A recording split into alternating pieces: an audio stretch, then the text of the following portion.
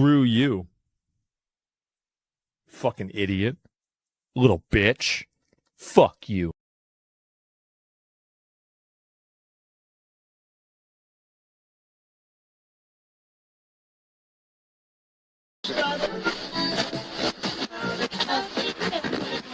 Shut up and sit down.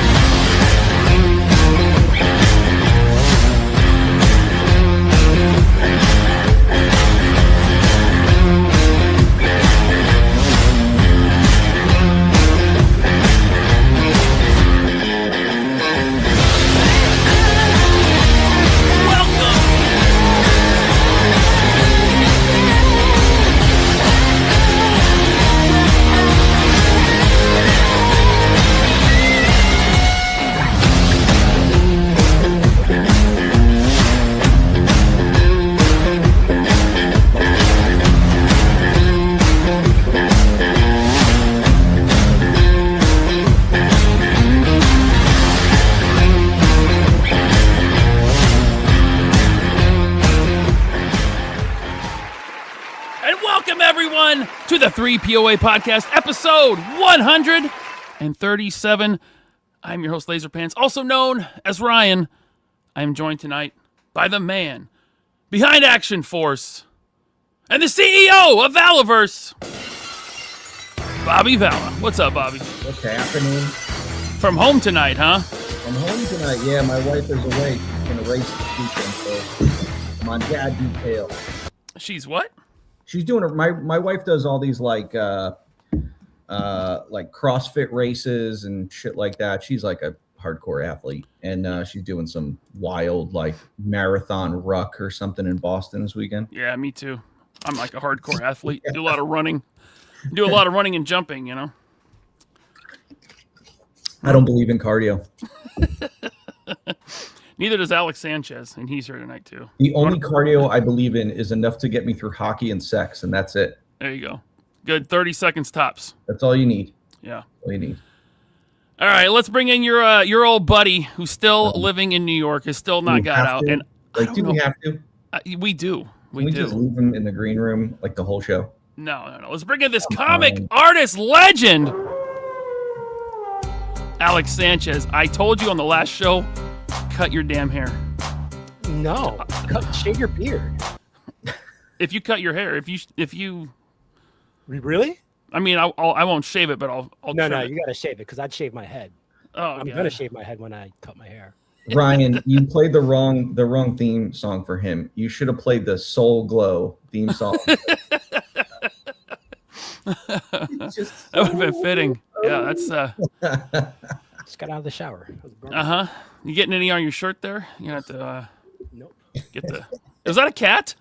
Yeah. That is a cat. Cat. You said the same thing last time. Everyone's got cats, man. Cats. All right. Well, without further ado, let's bring him in. You might know him from his work at DC Comics on Superman. And yes, it is Superman Day, so how fitting is that? Now he is the man behind 9 Lives Comics, his own imprint, Inglorious Rex 3, Extend, Starlight Cats, and more. Shane Davis! Mange Davis! It's Mange! Holy hell! I was not expecting that. I don't think I dressed up last time when you put Mange in the thumbnail. I was like, I'm going to have to dress up. I'm going to have to your audience. I'm like, I know everybody else is going to be dressed normal. And I'm like, why'd you put Mange in the thumbnail? He's a fan. You did this. You made this. Well, someone asked me, I think it was CG Horror. He's like, well, who's going to be there, Shane or Mange? I said, I guess we'll find out. So here we go. Wow! For people know, I get a little goofy on YouTube sometimes. So I try to be the showman. I put costumes together. Who invited the Tiger King? See, there we go. That guy right there. We got Katie did in the chat. What up, Katie girl? did. Katie did. Tiger Blood. Here we go. Welcome all to the chat. Good show tonight with good people. We will, man. She's dropping the link for Inglorious Rex 3. And check this out. StreamYards has this new thing called widgets. and I can just do this and look at that QR code to 9livecomics.com, your comic imprint, where you are currently backing the third book in the Inglorious Rex series, Inglorious Rex 3. You want to tell us about it a little bit? Yeah. Actually, if you share my screen, I can go through some pages. If we're chilling right off the bat, I feel bad. But that's why you're here. We got a elevator pitch for Inglorious Rex. MMA meets Mecha Monster Mayhem. One cage, one crown, no mercy. There you guys go. Inglorious Rex.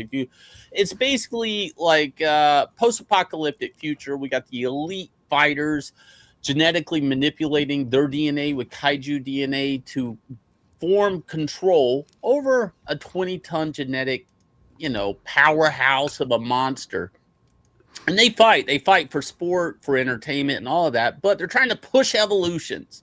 That way they can protect the last human city. So Inglorious Rex 3 is up, and this is our second chance campaign. I'm on the last 4 pages, and we're buttoning this up and going to print.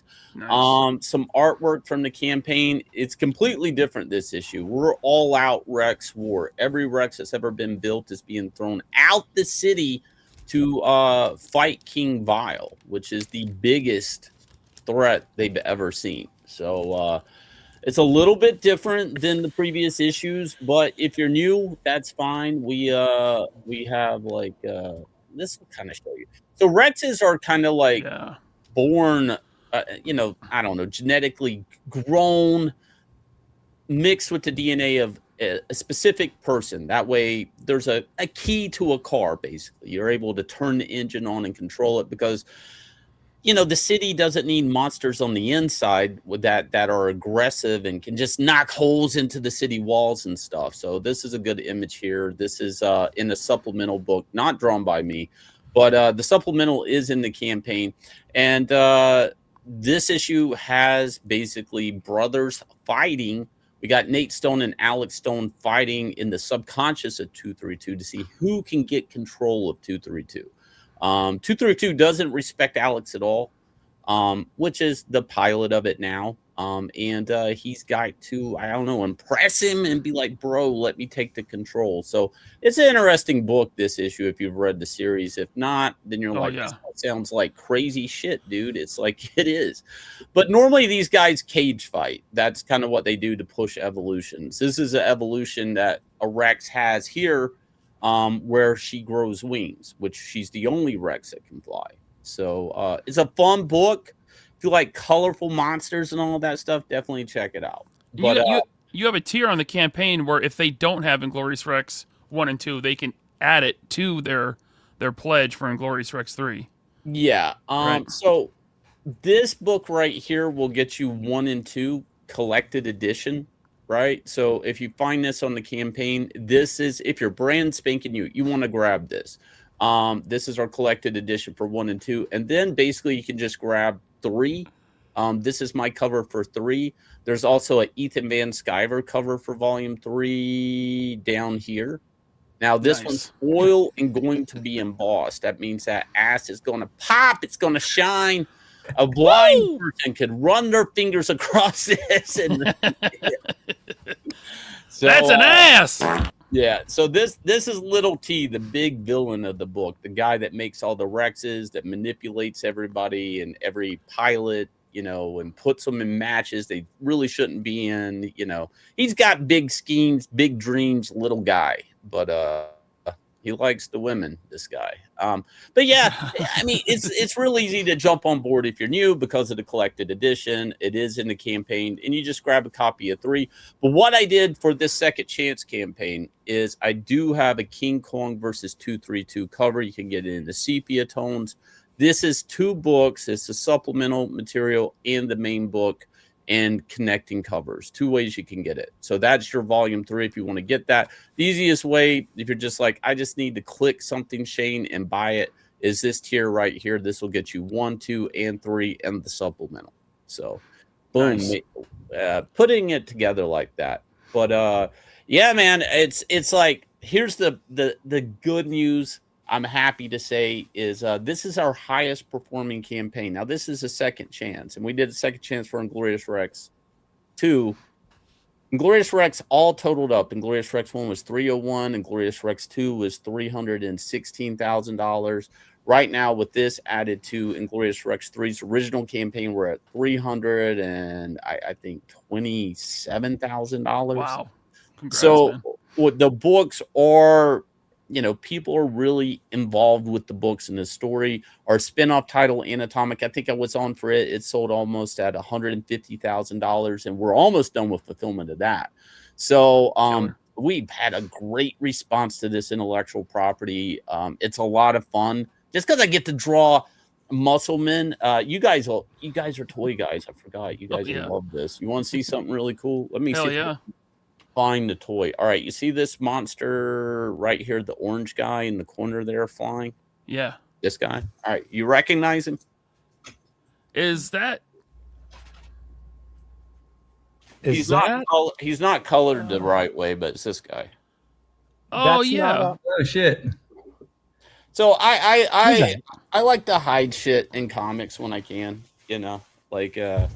that's an old crappy G.I. Joe monster figure. Oh, is that the one that Bad grabs era. the BET? Bad. Yeah. This guy. Oh, that one. Oh, Yeah. I don't know that one. That was the Star Brigade crap. Yeah. I just like these weird 80 monster designs. So whenever I get to draw these new Rexes, I always kind of look backwards. If you even look at my you guys would respect this. But so these are flying vials. See the bat wings with the spaghetti mouth things. Mhm. These are the things that eat everything on the outside, anything alive. So they have these like sensors that come out of their tongues. Looking at this panel all the way in the top right. That's like, I don't know. Do you guys remember Boggles? Yes. Yeah. Little hand puppet monster. Yeah, the bog ones. Boglin. Yeah. They made a comeback a couple years ago.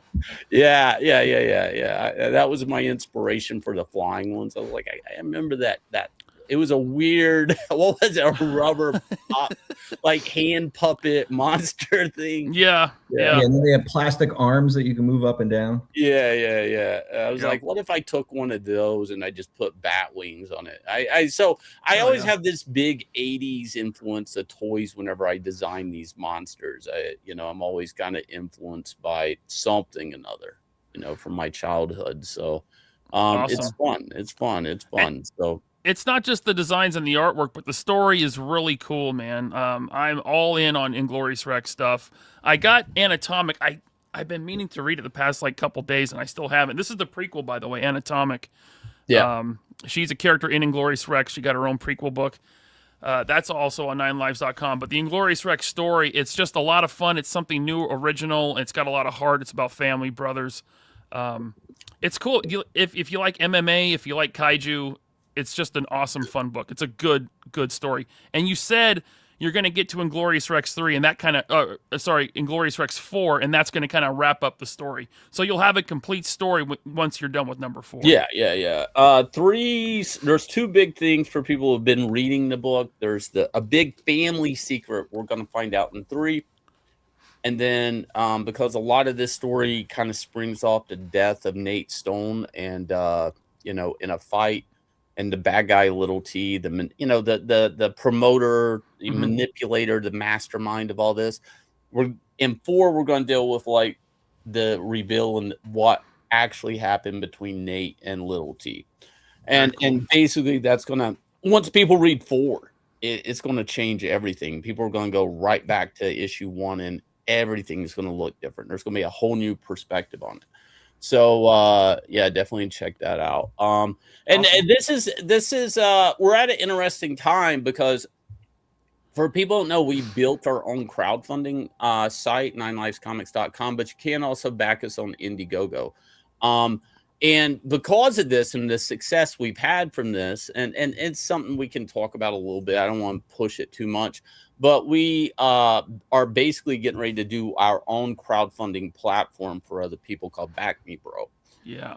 And this is we're actually going to be testing the site tonight, and I'm going to watch some of the testing of it. We're in a development stage, but this is just going to be a new crowdfunding / storefront platform for other people developing anything.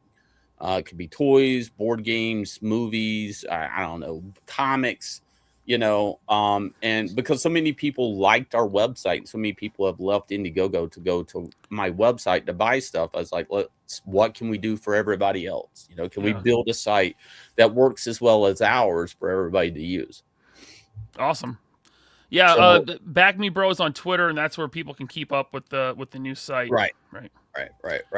And it's gonna be fun. It's gonna be fun. We'll see how it goes. But I think a lot of people have already said they're gonna migrate over to Back Me Bro, which is great. It's just a new frontier for me because I never thought I'd be building a crowdfunding site. Awesome. That was not in my cards. And we only built Nine Lives Comics because of the shadow banning on Indiegogo. Like, I never really wanted my own website. So, I mean, a lot of this is just happening, I guess, organically, Making lemonade at what you can, Yep. You get these situations, you do what you can with it, right? So, it's going to be great, though, in the sense that a lot of people are going to have a way to do in demand, but they're also going to have a way to sell their back material at the same time. And it can be a single point of sale. So even if you have already made product, you're going to be able to sell that. So, like, for me, a big success we've had is if I'm like Inglorious Rex 3 and somebody's like, I don't know about it. I don't want to buy 3 books. I haven't read the first one. Well, that's okay. Go to my shop. I'll mail you out volume 1. And, you can decide if you want to come back and buy volume 3. And we're going to be competitive. Like, the rates on the site for the storefront are going to be cheaper, obviously, than eBay and stuff like that. So it'll be a good storefront for people also if you're crowdfunding and you have back material. Awesome. That's a great option. Yeah. So, yeah, man. Yeah, it's busy. It's great. I'm drawing my ass off. How have you guys been? Bobby? Good. Alex? Busy. Yeah, just I was actually busy the last few weeks fixing my deck outside, getting ready for barbecue Exciting. season. Yeah. Very exciting. Just working along. All right, I want to go to the chat because we got some hooligans here. We got Immortal Rising Comic Book. He says, here from Shane's channel, liked and sub. Thank you. Thank you very much. If you're here from Shane's channel, please do like and sub. George T became a channel member. Thank you, George T. Much appreciated, sir. I am doing a members-only after show tonight, about 15, 20 minutes after this ends. Cruiser says 3POA and WrestleMania tonight. Mike Massey says 3POA shows our appointment viewing. Happy weekend, everyone. Thank you, Mike. Appreciate that, man. We got $2 from Travis Perrick. He says, hail Shannon, Susan, Shane Davis. Is this guy, is he trying to dox you? I mean, there was people it's trying to funny. dox you a little bit. Everybody knows my name is Shannon. It's just they think they got a dox on me. And right. It's like, it's the gayest thing of all gay things I've ever seen. It's like everybody calls me Shannon in my real life. It's like, it's just a pen name, bro. Shane. It's just a pen name. It's not. And like, we got him. We got his name. It's like, you fucking idiot. But then it's like, it's kind of like the attempt to dox me is the funny part. It's like, that's where it's like, you guys are a-holes. but it's a funny joke because everybody's like mixing my name up. And it's like, I don't know. I'm mange. I'm whatever you want me to be, I guess. Guys, Bobby, the people trying to dox him are the people that are likely behind American Ninja. It's the whole PTP crowd that's they hate Shane. God. Yeah. That's amazing. That's amazing. This is a good one. Yellow Martian, all the way from Saudi Arabia. He says, let's talk about leaving Lenny, please. Now, we were talking about G.I. Joe a little bit before we started. Shane, you're a big G.I. Joe fan. Obviously, Bobby is. Bobby's going to be nice. He's not going to name call. Now, I'm a fan of the cartoon. I've only recently been reading the old comics. So I'm kind of like going backwards. I have not kept up with new comics. I just haven't because I have plenty of old G.I. Joe comics I'm reading, right? Because Skybound's reprinted that stuff, and I've been going through it. I was actually surprised how great of a comic G.I. Joe #1 was. Like, that first issue is the perfect movie pitch. Like, the whole story, that's your movie, is that first issue. Just add more ninjas in it, and you're fine. Like, see, I was never into the cartoon or the comic until recently. The Energon universe. That's like my entry point into the lore, and Really? the Energon universe has been awesome. So you just like the toys?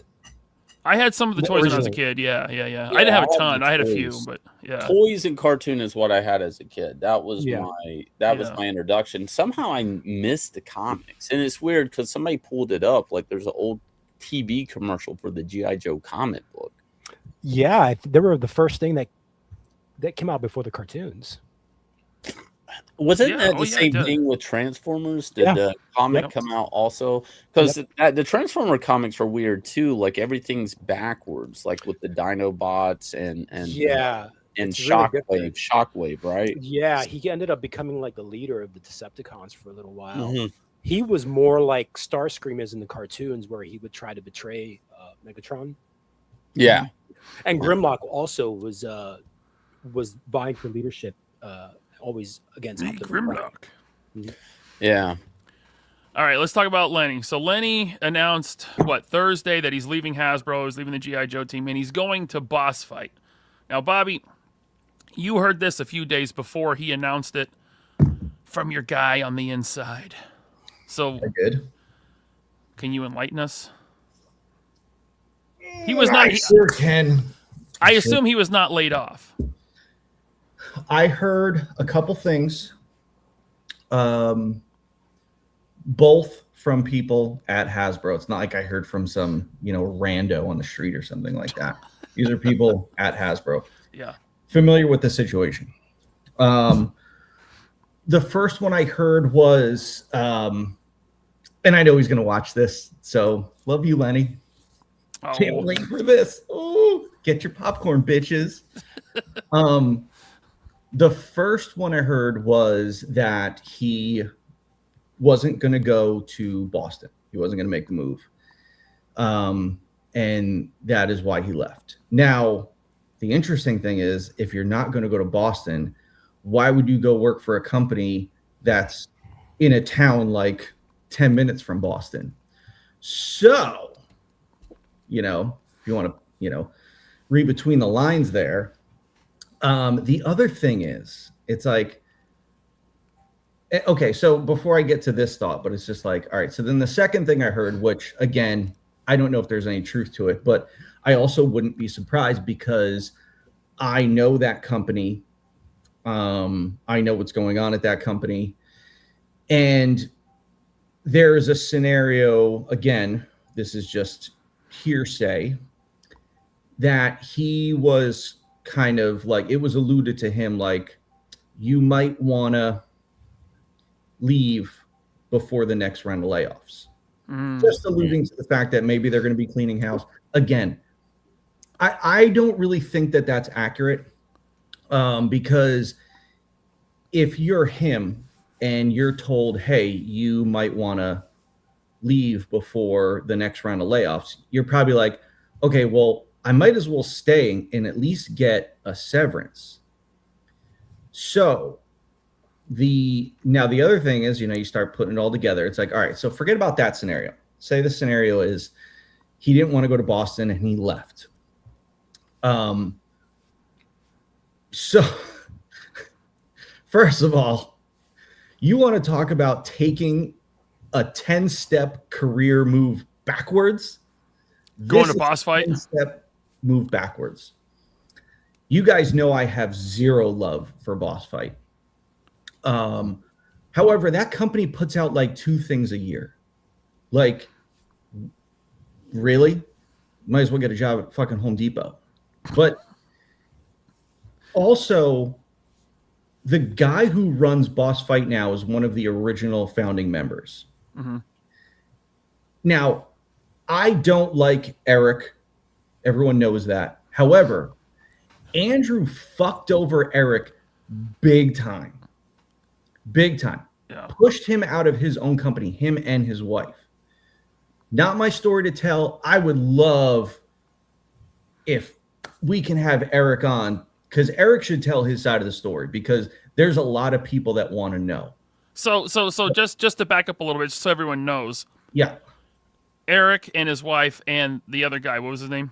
So the original members were it was Andrew Franks, it was Eric Aranya, it was Dave Proctor, right? And was that it? Just the three of them? But like Eric's wife was part of it also. They broke off from Hasbro and started Boss Fight. They all got laid off from Hasbro like in that big 2013 one when I was there when I first started there.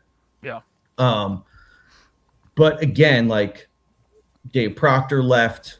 You know, I'm not going to get into that. But again, there is a story about what Andrew did to Eric and his wife. And it's only like third-party hearsay, but it's like Eric's got to tell that story. Now, I don't know if there's some sort of NDA or whatever for when he got bought out or left or whatever the fuck. But I know that Andrew fucked him over. So would you want to go to a company that fucks people over like that? Probably not. Good idea, Lenny. So it's also like you want to take that move backwards. You want to go from the biggest toy company on the planet working on one of the more popular collector lines to going to Boss Fight. Like, guys, and everybody sees the writing on the wall. This isn't like he can put on his post all he wants, how excited he is and blah, blah. Bro, it is a fucking mega step backwards. Mega. Yeah. So, Is this Hasbro continuing to like spiral out of toys and get more into the digital world? No. Okay. No, nothing to do with that. The other thing is like Lenny was probably making, I'm just guesstimating here. I don't know this, but based on what my salary was, based on how long he was there, he was probably making at least $100,000. It's like, can Boss Fight really pay him? It's like, no. The answer is fucking no. So it's like, he probably took a big time pay decrease.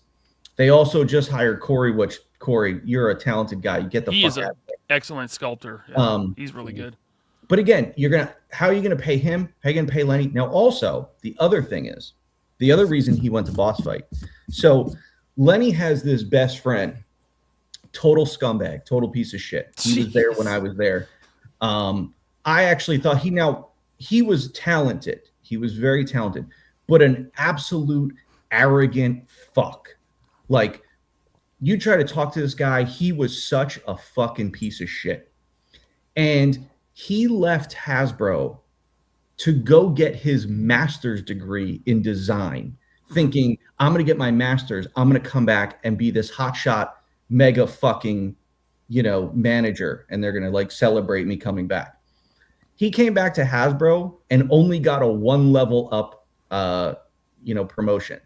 So it's like you went back to school, spent all this money, and you just got 1 level up. Shit, man, I went to Jazzwares and I got that just for walking in the door.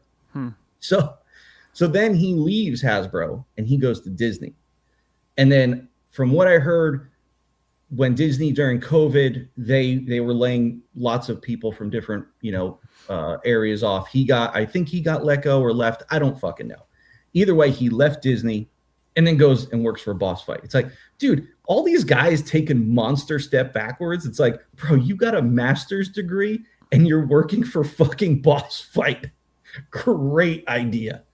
So again, this guy and Lenny are like, they should be married. They 100% should be married. They are like boyfriend and boyfriend. Okay, that's your thing. That's your thing. But it's just like they are tight, oddly tight. So that's another reason why I think Lenny went there. But also like really, like you left again, guys. You guys know I fucking hate Lenny. Like hate him, like so much hate him. But look at the writing on the wall. Leave a big toy company, go to a tiny toy company, puts out nothing. Probably took a pay cut. Maybe didn't want to go to Boston, but goes and work. Now maybe he can work from home, but again, Boss Fight is just like they're in a town right by Boston. Norwood. It's like all of it seems real fishy, doesn't it? But it's like whatever, man. Like I think it couldn't happen to a better person. Now the funny thing is, Now I'm gonna go on. I'm gonna keep going here, baby. Jeez. I'm sorry, Shane. I'm sorry, Alex, but I'm. No, you're good. You're good. I'm keeping up with this. The only thing that occurred to me with Boss Fight, I was looking at them just now in BBTS. Is it possible Boss Fight picked up some new licenses that we don't know about? Even if they did, cool. What are you gonna do? They're so far behind at this point. Yeah, it's like it's gonna take them 2 years to even catch up. Yeah. This is funny. Yeah, I fucking hate the guy. I fucking wouldn't throw him. I wouldn't throw him a life preserver if he was treading water. Jeez. I hate. I was hoping that Lenny could like start responding to you now that he's no longer at Hasbro. I hope he fucking does. He probably has some sort of, Listen, NDA, parachute, golden parachute. Yeah, story about how he fucking lied to me. He can tell that story. He can tell that story about how he has zero fucking balls and is not a fucking man and didn't even have the decency to actually tell me the truth, but then lied, and then I caught him in the fucking lie, and then he still wouldn't like apologize for fucking lying because he's a fucking piece of shit. That's why I don't like Lenny. Yeah. So anyway, so I just heard from someone that was working for Hasbro and was working with Lenny, and this person was telling me about all the shit Lenny was talking about me. And I was like, ooh, let's hear this. And he said that, again, I'm getting this, hearsay, but whatever. I wouldn't put it past Lenny. Lenny told this person that I don't know how to run a business and that I won't last very long. Motherfucker, 6.5 years later, and I'm still fucking here, and you're not. So who fucking won? You piece of shit. You're fucking gone. You're not there anymore. I was your fucking nemesis, and you're gone. I like how Bobby's just going off and Alex is wrestling with his cat. You are gone. You couldn't take it anymore. You left and you went to fucking Boss Fight. What a fucking clown. So who outlasted who, motherfucker? Huh? Exactly. Let's see. You didn't leave Hasbro and go start your own fucking company, did you? No, because you fucking can't. So enjoy Boss Fight. They deserve you. That's all I got. You sure? You got it all out? Yep. I feel like you're holding back, and I want you to stop holding back. I can tell you, I will say this, and I'm going to disagree incredibly hard with our good friend Jersey, because he was very wrong about it being bad that Lenny is gone from the brand. I can tell you this is the greatest thing for the fucking classified brand, because Lenny brought that fucking brand down. He was not a real G.I. Joe fan, and he did not understand the fucking brand. That's why he gave you fucking dreadnoughts out the fucking ass and then half-assed an amazing character like Hit and Run. So everyone should actually be celebrating the fact that Lenny is off it, because you can have Alex's cat on fucking classified and it'll still run it better than fucking he did. So yes, the brand is in a great spot. Jersey is wrong. It is not a bad thing that he left. It's actually a fucking great thing. He did not care about the brand. You can tell by characters like Hit and Run that were fucking half-assed. So that's that. Was he head of development for the G.I. Joe brand? Was it? Like he was the lead designer. Yeah. So we're obviously going to continue to see his influence for the next 12 months or so. Sure. More dreadnoughts, more silly stuff. Yeah. Who do you think? Do you have anyone that you think will take over, and will they switch it, or will they continue on the silly, goofy stuff, or where do you think it's classified as going? Well, I mean, they called me in for a meeting for next week, but no, they didn't. No, I'm just kidding. No, they didn't. I mean, I don't know. It could. I mean, again, they have enough in the queue right now to get them through the rest of 2026 and maybe even part of 2027. But I heard people saying like, "Oh, BMAC's going to run it." He's a fucking marketer, dude. You still need a designer. You still. And now the way that company is and the way that company navigates, I would not be surprised if they just put anyone on. Like, That's their thinking at Hasbro. They think anyone can be on any brand. Doesn't matter what their strong suits are. They could just be on any brand. It could be a number of people.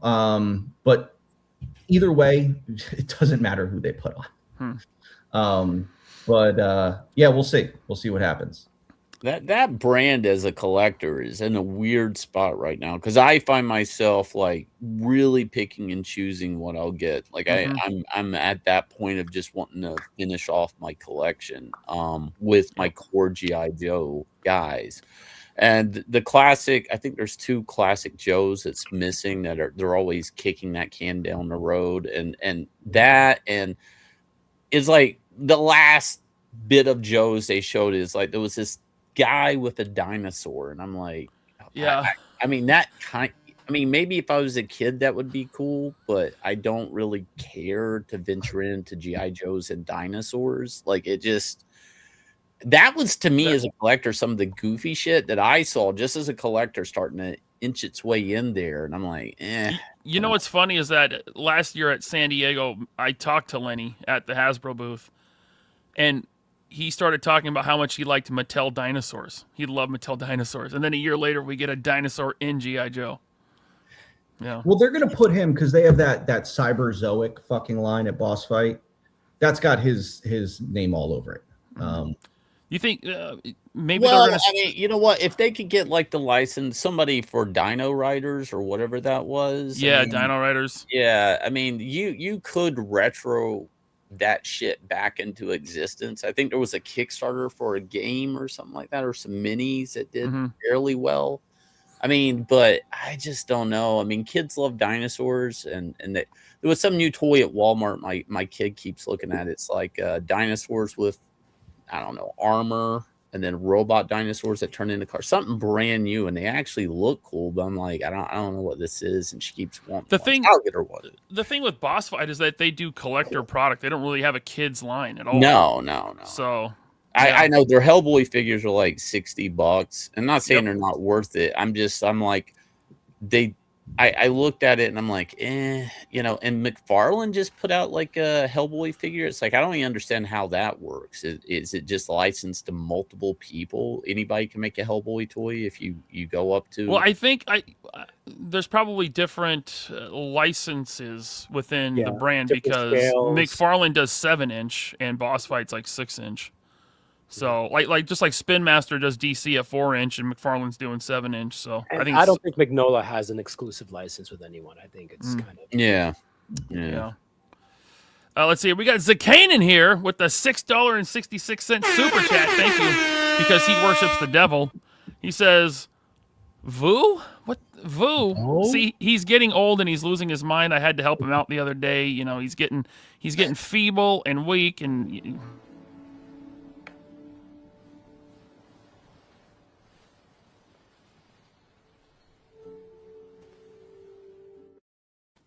I got him his apple juice there, and you know he's. Thank you, Zakanen, for $6. Eclipse Freak has been a member for 6 months. Thank you, Eclipse Freak. I love Bobby's Stone Cold Steve Austin theme song. Fits him perfectly for them haters. Thank you, Eclipse Freak. Appreciate you. We got KJ Smith with $2. Thank you. That's Wicked Cool Kid. Oh wait, that's Wicked Cool Kid. All about that ass to ass. Yeah. Thank you, KJ.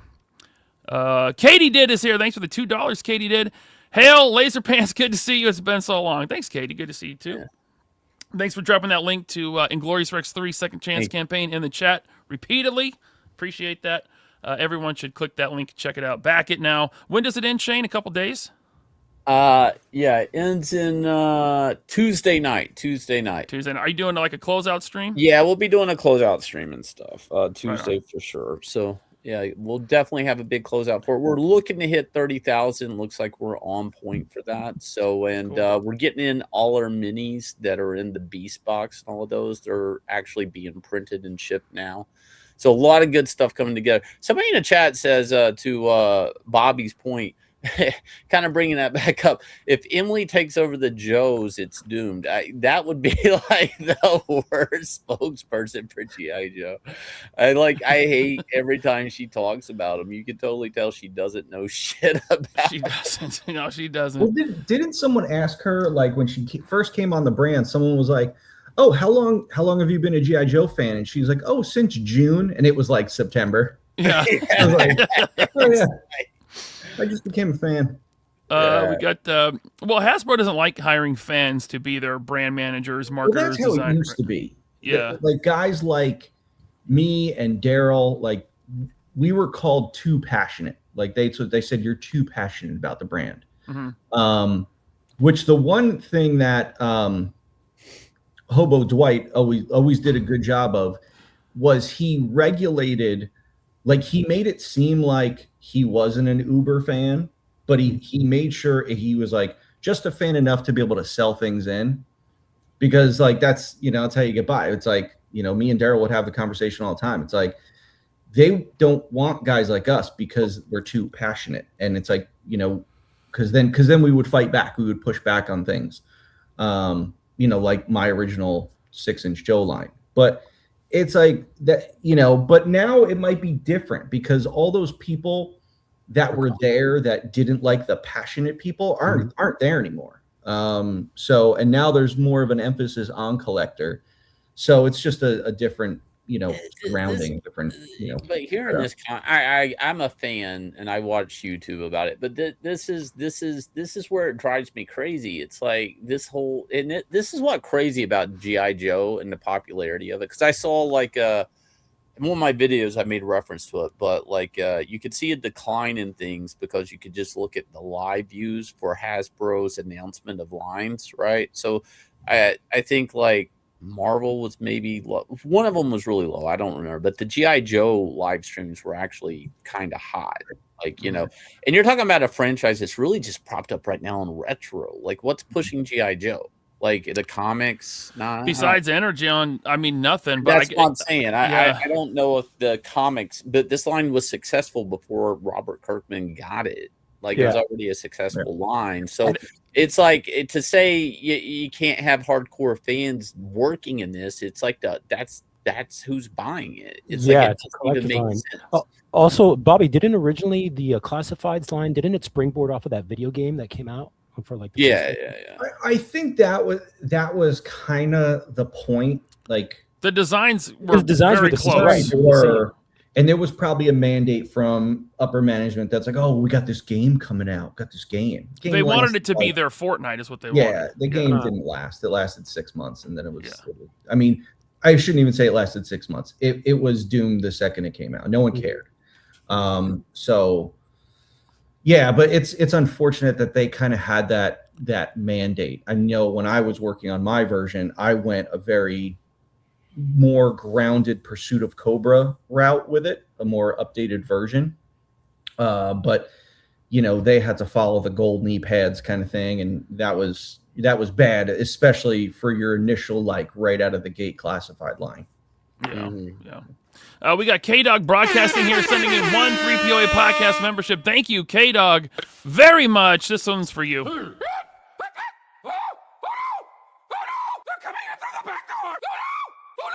Grab the children! Save the children!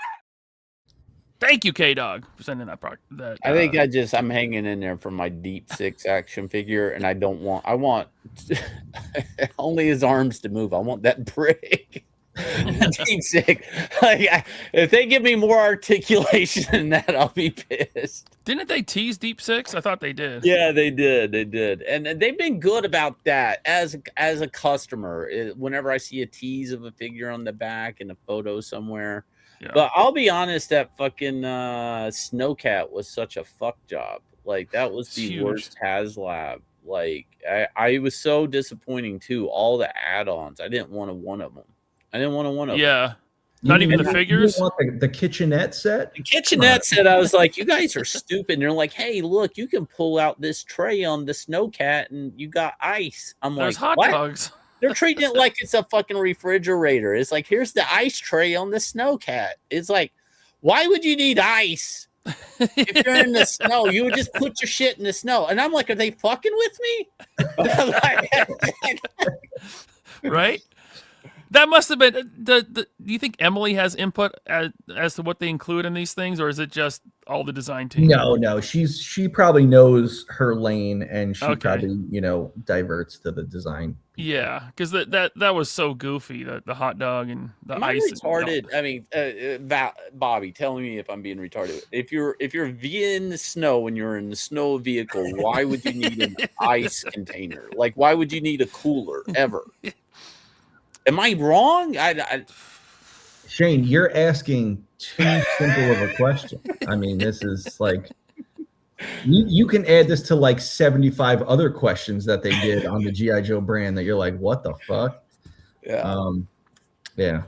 But then again, I don't even know how much input Lenny had with the Snowcat, because from what I was hearing, HasLabs were handled by a totally different team. Granted, the regular design teams like the Marvel and G.I. Joe and Star Wars, they have input, but as far as like the overall item, I heard was handled by another team. I don't know if that was still the case with the Snowcat, but you never know. All right. Pokey87 is here. Thanks for being a member for 30 months. I gave most of my boss fight to the thrift store. I've only had ever like 2 boss fight figures.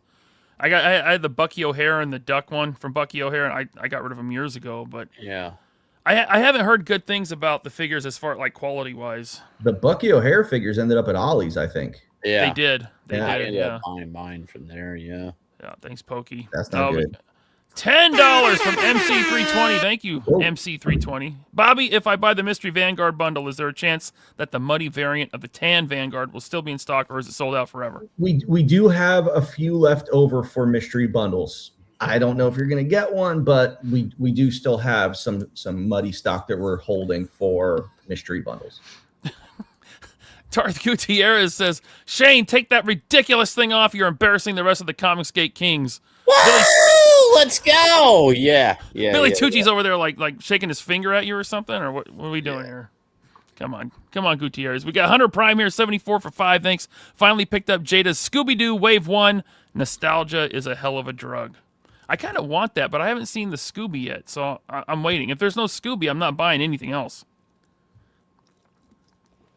Right, Alex? Yeah. Yeah. What are you doing? Looking down at your Jerry Curl juice? What are you getting ready to reapply? Looking down at naked pictures of your mom. Oh, Wow. Oh my God! Why did you have to go there? What did you say?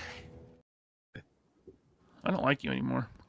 Let's see here. We got Garfield's Bizarre Adventure for 5. Thanks. He says, can Shane Davis tell the story about what happened with him and the FedEx delivery driver? All I have found is that picture of you getting choked out.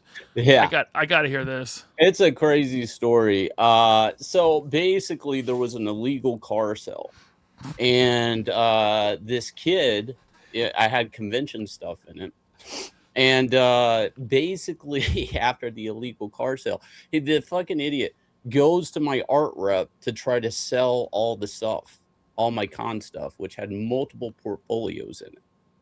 And of course my art rep contacts me, and they're like, dude, I'm the owner of that. You don't have that. And I tell him this is an illegal car sale. I don't know how you bought this car, because it was off my property, but the title was in my name.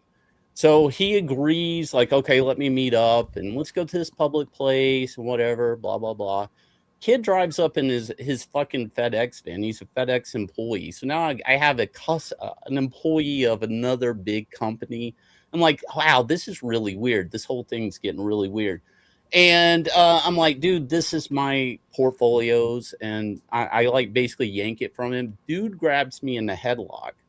And, I do martial arts and stuff. He calls it something that he didn't have. He never had the choke, and I could talk the whole time. And I was like, and because he called the name of it, I'm like, I can get out of this, but the only way I know to get out of it, because he didn't tuck his thumbs, is to grab the thumb and break his wrist. Right. And I could talk the whole time. So I'm sitting here thinking, like, do I just wait for him to tire himself out and I keep talking to him? And he didn't even realize he didn't have the choke. And it was such a fucking weird thing. Eventually he gives up and we get up and here comes the cops. And the cops are like, well, he says he bought the car, so everything in the car. I'm like, yeah, but this is an illegal sale. And the cops tell him, like, you should probably just give the shit back and let this go. And the kid's like, no, I own it. Here's what's fucked up. We end up going to court. The guy gets felony charges for this. The guy ends up having to sell. He gets kicked out of the place he lives because he was renting from a sheriff. He ends up going to jail. His girlfriend goes to jail. He ends up having to sell his cars to pay for court fees. And in the end, I get the car back and all my shit. And the kid just never would listen to me. It was such a fucked up story. And I told him, I'm like, this is an illegal car sale. Like, dude, you don't own anything. And even if you did, I never sold you that artwork. It's fucked up. Like the part where getting out of the chokehold, the only thing I knew to do was to grab his thumb and twist his wrist. I was like, am I going to get sued by FedEx? Like, like, how's that going to work? Well, they're contractors, so probably not. Yeah. So, no, it's a fucked up story. The guy's name was Dylan Pearl. I'm just not allowed to contact him. But that kid got taken to the cleaners. He had to sell, because he had a modified car. Because I could see on Facebook him selling his shit to pay for court costs. He ended up selling his car and the parts car to it. And it's like, kid, I'm telling you, you don't own this. There's no world you own this. And I end up with everything back, including the car. Did he have a peanut-shaped head? Is what it is. I mean, I kind of felt bad for the guy, because he's a fucking idiot. Like, and it was weird too, because I'm having to go through the whole system, and I'm like, yeah, I never sold any of this, and they're like, better yet, I own the copyright to 90% of this stuff, and the legal system is just like, oh fuck, and it's like, yeah, your cops just let him walk off that day with shit. There's no way he owns. So now the state's involved. It was a, I mean, it was nuts. It's a weird fucking story. It's a weird fucking story. That's why I use retailers that use the USPS retailers like Nerdzoic.com. But here's One second. Sorry, Shane, I got to do an ad read. That's right, guys. Nerdzoic.com. They don't use FedEx. You won't have to break a guy's thumb or wrist to get your toys from Nerdzoic.com, who right now has Magic the Gathering cards. Go check him out. That's something new that he's doing, Magic the Gathering. He's had Pokemon in the past, but I think Magic is new. So if you do that, go check out Nerdzoic. Get your Magic the Gathering cards. Also, look at this. Pre-order drop. Everyone's been hitting targets after targets after targets trying to get these Ninja Turtles from the NECA section. No more. It's over with. Save the $6 a gallon in gas money. Just go to Nerdzoic.com. Get your Foot Soldiers. Get your Ultimate Tiger Claw from the 2012 cartoon. He's got Blockies. Tons of new stuff. How about this? Pee Wee Herman. Okay. How about a little Super Grover? I got that Super Grover. It's awesome. Bendy wire arms with swappable hands on the bendy wire arms, Bobby. You said it was impossible. You're wrong. What did I say was impossible? You can't have bendy wire arms with swappable hands, but he does. Oh, Grover really? has it. Yep, totally. Interesting. And it's at Nerdzoic.com right now. You can buy this stuff, pile it up in your nerd stash, and then ship it all at once for one low shipping price. I mean, we got to save money where we can. These collectibles keep going up in price. Action figures are getting more and more expensive. So use the Nerd Stash, save some money on shipping, and the more you buy on Nerdzoic, the more points you earn, and those points equal cash. Cash off your next order. A few months ago, I got 2 figures for 100% free. Boom. Just like that, using the Nerdzoic point system. So don't go to Amazon. Don't go to Walmart. Okay, those billion-dollar corporations, they don't care about you. They're going to ship your figures mint on card in a bubble mailer. It's going to show up smashed, destroyed, like Alex's mom sat on it. It's going to be just a disaster. Jesus. So don't do that. Okay, go to Nerdzoic.com, Bobby. All right? That's where you order from, Nerdzoic.com, because you know what? You know what, Bobby? Hold on. You Yeah. know what? They're small enough to care, but they're big enough to deliver. I got a question for you guys. So, Yeah. what is you guys' thoughts on Blockies or Blockies or whatever they're called? They're becoming like.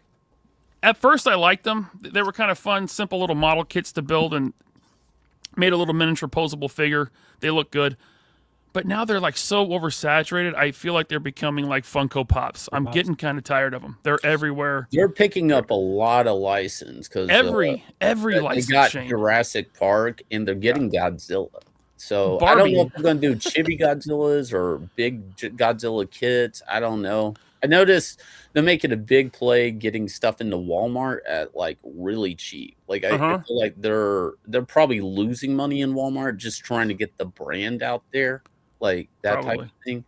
You know, like I mean, for what they are, you know, I'll do like a little goofy Transformer with my daughter or something like that. But like as a toy collector, I'm really not into them. Yeah, no, I mean they're fun, right? They're fun to build. They're good for kids. It's kind of like a cross between an action figure and a Lego.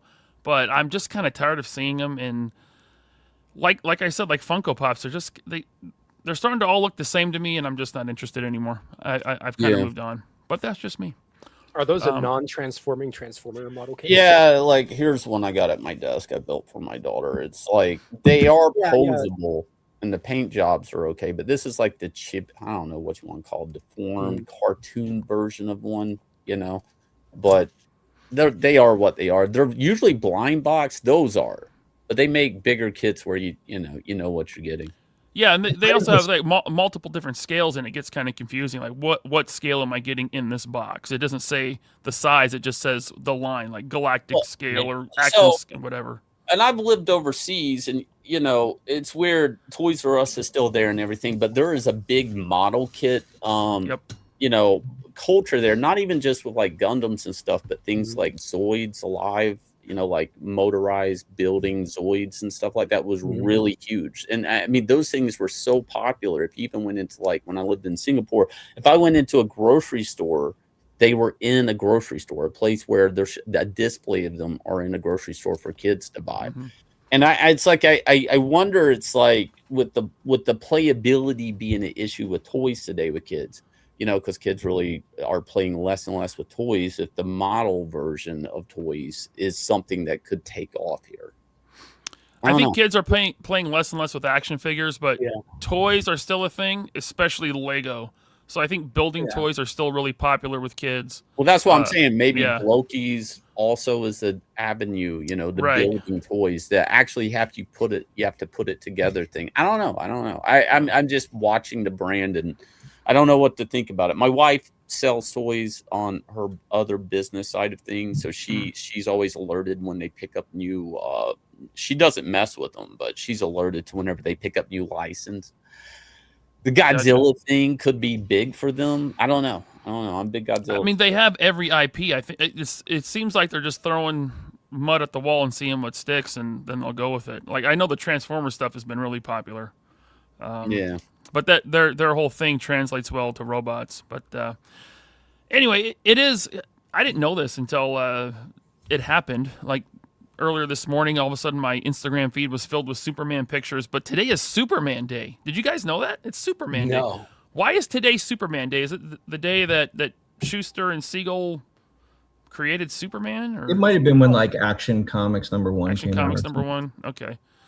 Well, since it's Superman Day, and since we got that lover of 12 inches here, Alex Sanchez, how about this Inart 1/6 Superman, Christopher Reeves? This is amazing. Alex, you can look at the screen now. You can. Yeah, no, I was finding out why it's Superman Day. It's because I think Bobby just said Action Comics came out on April 18th, 1938. Gotcha. Yeah. Are you getting this, man? I haven't yet. Well, it's $600. Well, that's if you get the 2-pack, I believe. I'm not getting this unless I get the Clark Kent body that we're going to see in a minute. Well, then, yeah, like there's no way that you get this and you don't get the Clark Kent. Like if you do that, you're definitely gay. Or so you only got Superman, right? No, I don't have any I don't like Superman really. What? You said you wanted to talk about this.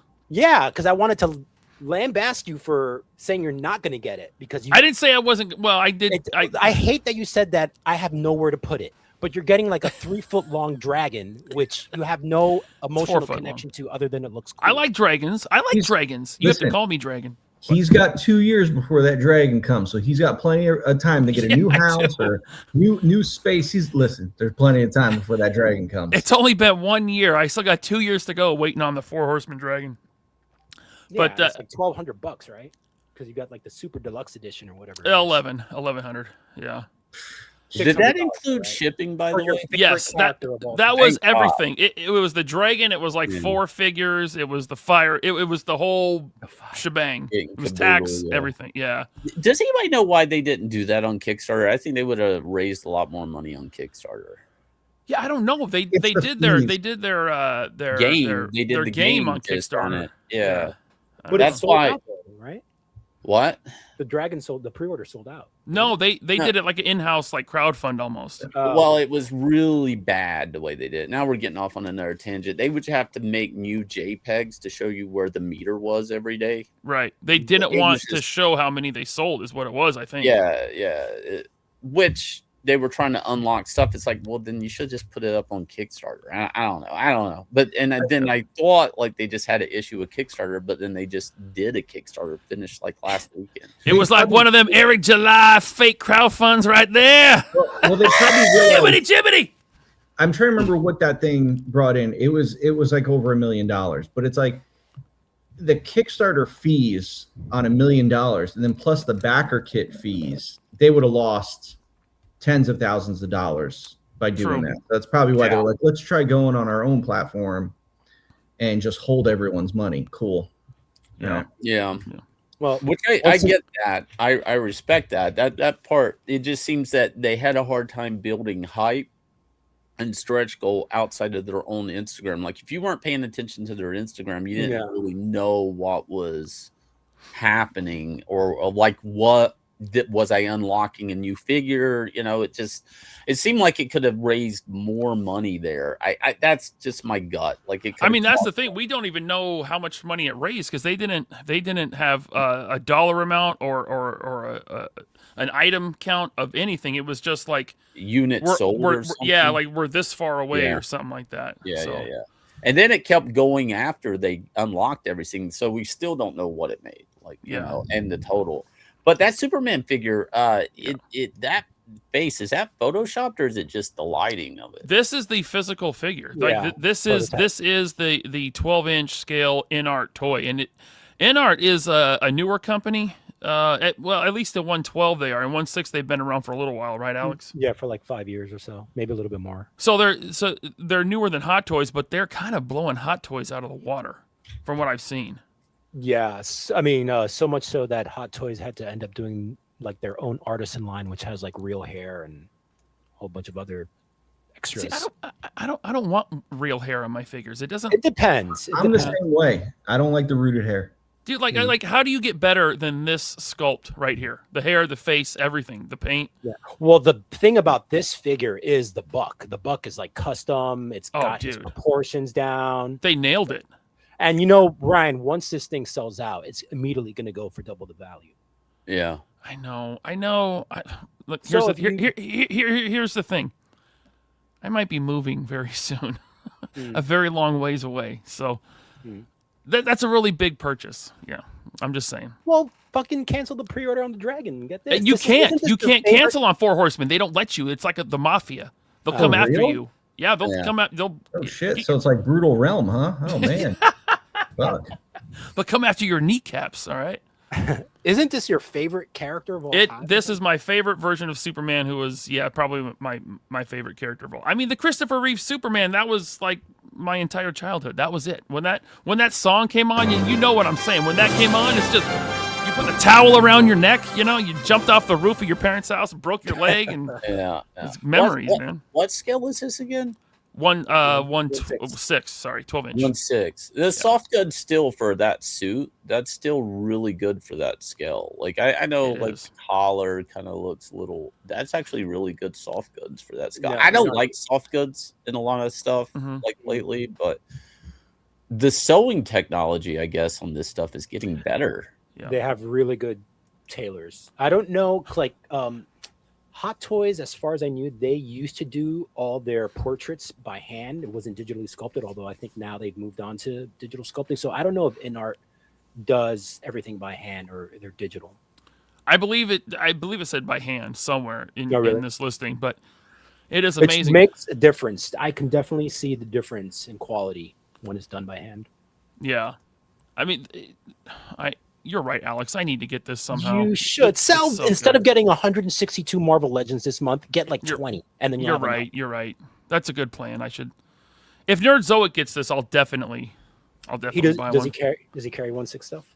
He doesn't have Hot Toys because you have to have a physical store, and he just opened a physical store, so he's trying to get the he's trying to get the you got the retailer the wholesale discount. But Call your mom and ask her. yes, I should call my mom. Katie's seen that video. I did a video where I called my mom asking her if I should buy a Ninja Turtles sewer layer, and she didn't. She didn't know she was being recorded. My mom. And I didn't expect this, but during the call, she offered to buy it for me. And I said, no, I couldn't let her. I'm in my 40s. I can't have my mom buy me toys. It would be embarrassing. Yeah. Right, Bobby? If my mom bought me toys, that would be you think that'd be embarrassing, Bobby? I mean, on the list of embarrassing things you do, I think that's pretty low. Okay. What if it was a birthday present or a Christmas present? Or you don't celebrate Christmas? Well, she might, she might give me something, I don't know. But yeah, there's Clark Kent looking good. I mean, they got the glasses down and everything, man. Look at this. Yeah. So nice, man. You Looking see at each individual pore. Yeah, I don't know. Inart had a San Diego Comic-Con booth. Like not a booth. They were across the street at this winery. Like they wanted to be like high class. Like we're not slumming it inside San Diego Comic-Con. We're across the street at this winery, and you had to like be on a guest list, and you came in and they had hors d'oeuvres and wine and stuff, and then they had their action figures on the tables, and you could go around and like pose them around really? and play. Yeah, That's awesome. So me and Chad went in there, and they were all awesome. Bobby, I saw the 1/6 Henry Cavill Superman they had on display in there. It was like behind the curtains, like you couldn't take The pictures. best Superman, sure. Yeah, I thought you were going to get that, Bobby. It was so good. I want to get it, but I'm just like, I don't know, man. Like whatever it is. The 12-inch stuff, I'm so weird on. Like I have a few, and I did get an Inart figure, and I don't want to say what it is because I know you'll give me a rash of shit for it. But it's a gorgeous figure, and I'm like, holy shit. But it's like, dude, you go down that hole, you're talking 400 a clip every time. Yeah. And I can't do it. Now, this 2-pack. I first got into that stuff with 3A when it was just Ashley Wood before they started getting licensed stuff. Oh, yeah. And it's weird because I have like a garage of 3A stuff I can't get rid of. And I never paid for it. I was basically just like I would buy something, then I would list it on the eBay and the profits, and I would just keep reinvesting. And I don't know why. At some point I just quit listing, and now I have like I still have this stuff in my garage. Like I just sold my Metal Gear Rex I bought and that was the first thing that led me to 3A, was that really big Rex figure. If you still want to sell that 3A stuff, especially the Ashley Wood stuff, part it out. Sell the body separately. Yeah. That just seems like a lot of time. It does, but it pays off because you end up getting more than you did if you. Yeah.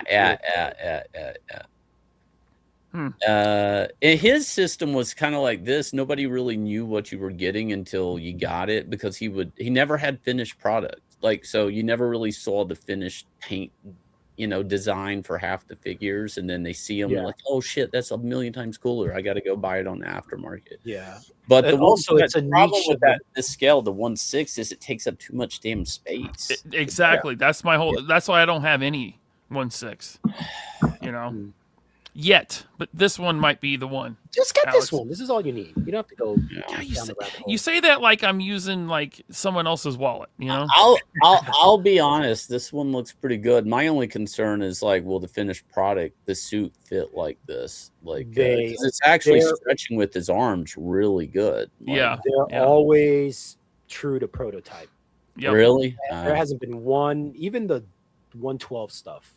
So I have some of the 112 stuff. It's some of the best figures I have in my collection. I mean, hands down, no contest. They're Christian Bale Batman. Oh, it's so good. It's so good, dude. Like you don't see the articulation, and some of that is because of the design of the suit. You know, like the padding and the military type of look to that Batman suit. But the way they hit everything and the way he moves, the range, and it's still just like it looks like a little Christian Bale. It doesn't look like a toy. It's that good. So at 1/6, it's got to be even better because it's got to be, you know, easier to get all that fine detail in there. So Think about it. I'm thinking about it. All right, Bobby, why do you hate Christopher Reeve Superman? You put it like that, and then it gets people automatic like with their pitchforks. I want to make people angry at you. I don't hate the Christopher Reeve Superman. I'm just saying that he is nowhere near the best. Like he's a product of his time. He is like wait, the actor or the character? Like both.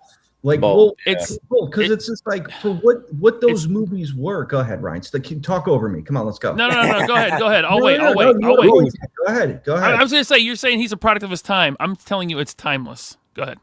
No, it's not. Timeless is 91 Turtles or 90 Turtles. Like no, that's Bobby. timeless.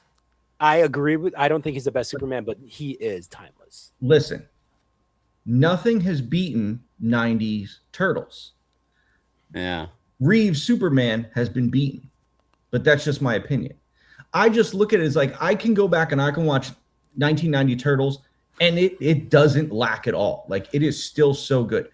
I go back and I watch these movies, and I just look at his costume, and I'm like, dude. Now, granted, listen, I know this is going to cause a whole shitstorm. People say yes, he worked out. He worked out with David Prowse. Okay, cool. All right, great. Listen, he didn't work out like Henry Cavill worked out. Well, he didn't have steroids like Henry Cavill either. Okay. Listen, there were steroids back then. Yeah. He wasn't using them though. The science of it has progressed a lot. Sure, but also again, saying that it's a product of its time, it's like that costume, it's the reason why the Adam West stuff looks like shit. And like even 89 Batman doesn't really hold up anymore. Like they just didn't have the technology. They didn't look good. I mean, his suit looked very like spandex. It's spandex. You look at Cavill Superman, like that suit was perfect. And it like he framed it out, and it's like people are like, it still had padding. Yeah, it did, but you still have to be big to accentuate that padding. Like when he comes out of the water after he blows up in the oil rig, he is fucking huge. Don't try to tell me that, he needed a padded suit. Bullshit, he didn't need a fucking padded suit. They just framed out the suit a little bit. So I look at Christopher Reeve, and they just put spandex on and I'm not saying that Christopher Reeve wasn't built, but when you put spandex on a built guy, it softens you. Like it just flattens you out. So he just looks flat. Like there's nothing, like nothing heroic about him. And the cape is really small. You just said Christopher Reeve Superman, there's nothing heroic about him? He didn't look heroic to me. He just looked like a dude wearing fucking spandex. Yeah. Sorry, guys. I'm sorry. I'm a visual medium kind of guy. He just Bobby, I will put it this way. He's a great Clark Kent. Absolutely great Clark Kent. Bobby, Superman, underwear, red underwear or no red underwear? I mean, growing up with the comics, I was, obviously, but then when you see Cavill Superman without the underwear, I'm like, yeah, no underwear. And then when you see the corn sweat underwear, it's like, that's fucking dumb. But the corn sweat suit is the worst part of that movie. Yeah, it is a very bad suit. But I liked the movie, but the suit was bad. But look at the Brandon Routh. He had the really little trunks. Christopher Reeve had the big trunks. It's like none of it's good. Brandon Routh was the gayest looking one for sure. Dude, I met him one time, and we were talking. I didn't realize how much weight he tried to put on for that role. I mean, he really did. He's a tall guy, so it's kind of hard for tall guys to bulk up a lot of times. Well, I mean, Christopher Reeves was a tall guy too. Yeah. But Bobby's point, that suit really didn't, even on this figure, it's really not defining his abs as much as you would like. There was a charm to it, but it also, I don't know if they just didn't have the material to hug the body enough.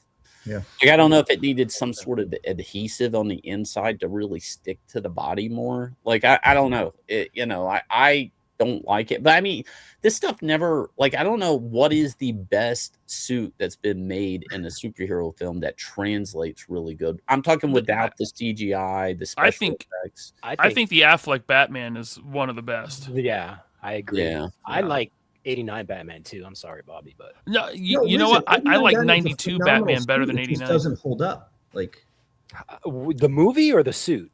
The suit. If they slightly redesign the suit with modern costume technology, that suit is flawless. Well, look at what'd you think of the regardless of the movie, what'd you think of the modern suit Batman Keaton in the Flash movie? That wasn't the same costume. That costume looked like shit. No, it was more angular like the 92 suit. Though. Yes, I didn't. Me and you've talked about this. I don't like the return suit. Right. Yeah. 89 was a great suit, and the bat symbol. Yeah, Bobby, I don't know if you've ever seen it, but there's actually a picture. There's a picture of Cavill. There's a picture of Cavill in that suit. When he first did a script reading, he actually had the Christopher Reeve suit on. You can actually see how that suit doesn't define his body. But that way he also wasn't bulked up yet. That was just very early tests. Yeah, he was still small then. While I agree, Christopher Reeve wasn't yoked by today's standards. He was in great shape. Like Peter or David Prowse got him in really good shape really fast for Superman. Yeah. It was 1977, dude. No, that's why I say it's a product of its time. I still think it's timeless because if you look at Action Comics #1, he wasn't a monster like Henry Cavill. Okay. Just saying. I just don't like, Bobby, that you might be talking right out of buying this Inart Superman. People in the chat are saying it's sold out, so I guess I missed out. Oh, is it? Damn. So they're saying, maybe Big Bad or Nerdzoic will get it. Hopefully Nerdzoic will get it. Andrew Sabinas here. Thanks for the $5, Andrew. He says, best crossover since Magnum P.I. and Murder, She Wrote. Damn straight. Did that actually happen? That actually happened? That didn't happen. I don't know if any of us are old enough to remember that. There's no way that happened. I don't think it did. Although I wasn't really watching Murder, She Wrote either. I always wanted to see A-Team and Magnum or Miami Vice crossover, but shit, that would have been cool. Eclipse Freak sends in 5. Thank you, Eclipse Freak. Ryan, I'll see you at Mo2Universe. They got to work on that name. Hoping to meet you first convention ever. Well, I'm working at the Savage Crucible booth, so I'll be easy to find, Eclipse Freak. Come see me. We got the Beam Pad says, hail, LaserPants. This channel's for toy collecting or just this stream? This is a toy collecting channel. Almost every show is all about toy collecting, but we dabble in movies, TV, comics, more comics and probably movies and TV, but yeah, mainly toy collecting. But subscribe, please. Hit the like button. Thanks. Garfield's Bizarre Adventure. Thanks for the 5. You forgot the scam GoFundMe you started. Also in that picture, you were screaming and he was smiling. Pull it up. What? Yeah. What? Yeah. No, so, is this guy trolling? Yeah. He's an Eric July guy. He's Eric July guy. Oh, I got Eric right here. Hang on. Hello, Eric. Here's the thing, and this has probably got a lot to do with the Back Me Bro and Rippaverse thing. It's or Ripasend. But you forgot to scam GoFundMe. No, I don't, because it was strategic. The GoFundMe was set up to try to scare him from pursuing this legally and just give me this stuff back, meaning I could outlast him with lawyer bills. And once I saw that he wasn't going to do that, I canceled the GoFundMe. I never took $1. I never took anybody's money. I pulled the GoFundMe down. I never took any money. It was just all trying to wake the guy up to be like, you're never going to win this in court. And in the end, you know, the guy gave everything back. I don't know what you want me to say. The reason, and here's what's interesting about it. So I could have never won in self-defense because he didn't have the chokehold, because I was able to talk. I was told, like, if I had done anything, which is what I thought, because he didn't have it, to get out of it, I would have been responsible for his medical bills, because it would have been is what, excessive force. Breaking his wrist would have been excessive force if he didn't actually have the hold. Like if I could actually talk, and I'm talking to him the whole time. So it's like, it's fucking weird. It's fucking weird. For people who don't know, like I've done kickboxing since 2016. Yeah. And I actually, you used to be really fat like me. Used to be really fat. So you hear stories in the gym all the time about how self-defense can go wrong for you legally. It's right. Yep. It's not what everybody thinks it is. You have to, if you actually injure somebody pretty badly, you have to be able to say, you know, I had to. I was in danger at a point. And it was really weird. They were like, yeah, if you were able to talk, and if you'd broken his wrist getting out of that, you know. Like Alan Richardson. Yeah. Beat the shit out of his neighbor. I get the troll. Thank you for giving LaserPants the money. Yeah, thanks for giving me money. Give me more, please. But no, as far as the GoFundMe is, I never took anybody's money. It wasn't a scam. I would have had to take money for it to be a scam. He's an Eric July guy. He's an Eric July stan. Yeah, he's a big Eric July. Is there still anything to buy from Eric? Isn't he out of business by now? Yeah, no. There's about I think he owes people something about like 12 books now. He's behind 12. Yeah, because he's selling like 3 books a time every week now. I thought he only shipped on time. That was his whole shtick. No. He ships right away. Now. No, he's doing like the direct market 3-month pre-order window or something. There's a whole list where you can see everything he owes people and or the delivery schedule. And he's asking people like now in a crowdfunding sphere to buy issue 2 or 3, and they haven't even gotten issue 1. Jesus. It's like, so, and he's justifying it as being a real publisher, but he's doing it in the crowdfunding sphere where even some of its biggest backers, like Sturgis, I caught him saying like, he's a big guy and all that, and he attacks everybody. He's like, well, I can't buy Detention Crew number whatever. I don't even know if that's the book. He's like, I can't buy book number 2 because I ain't even got my book number 1 yet. And so his own people are kind of like, I mean, he's got to sell more to keep the lights on. Yeah. You know, so I mean, he's not being great. It sounds like he's not being great. No, but I know what it costs to make these books and hiring talent and everything like that, and actually. But he's never hired talent. And they're also really mad. I had a cinematic spread print in Anatomic, and it was a misprint in the art section, in like the sketchbook section, not even the story page. And for people who don't know, he misprinted a spread. Bobby, you know about comics. So a spread, you know, it always has to be what, like 2, 3, even odd, even odd, even odd. Mm-hmm. And if you go somewhere in the book and you go, I'm going to add an extra story page, it can mess the spread up. Yeah. Yeah.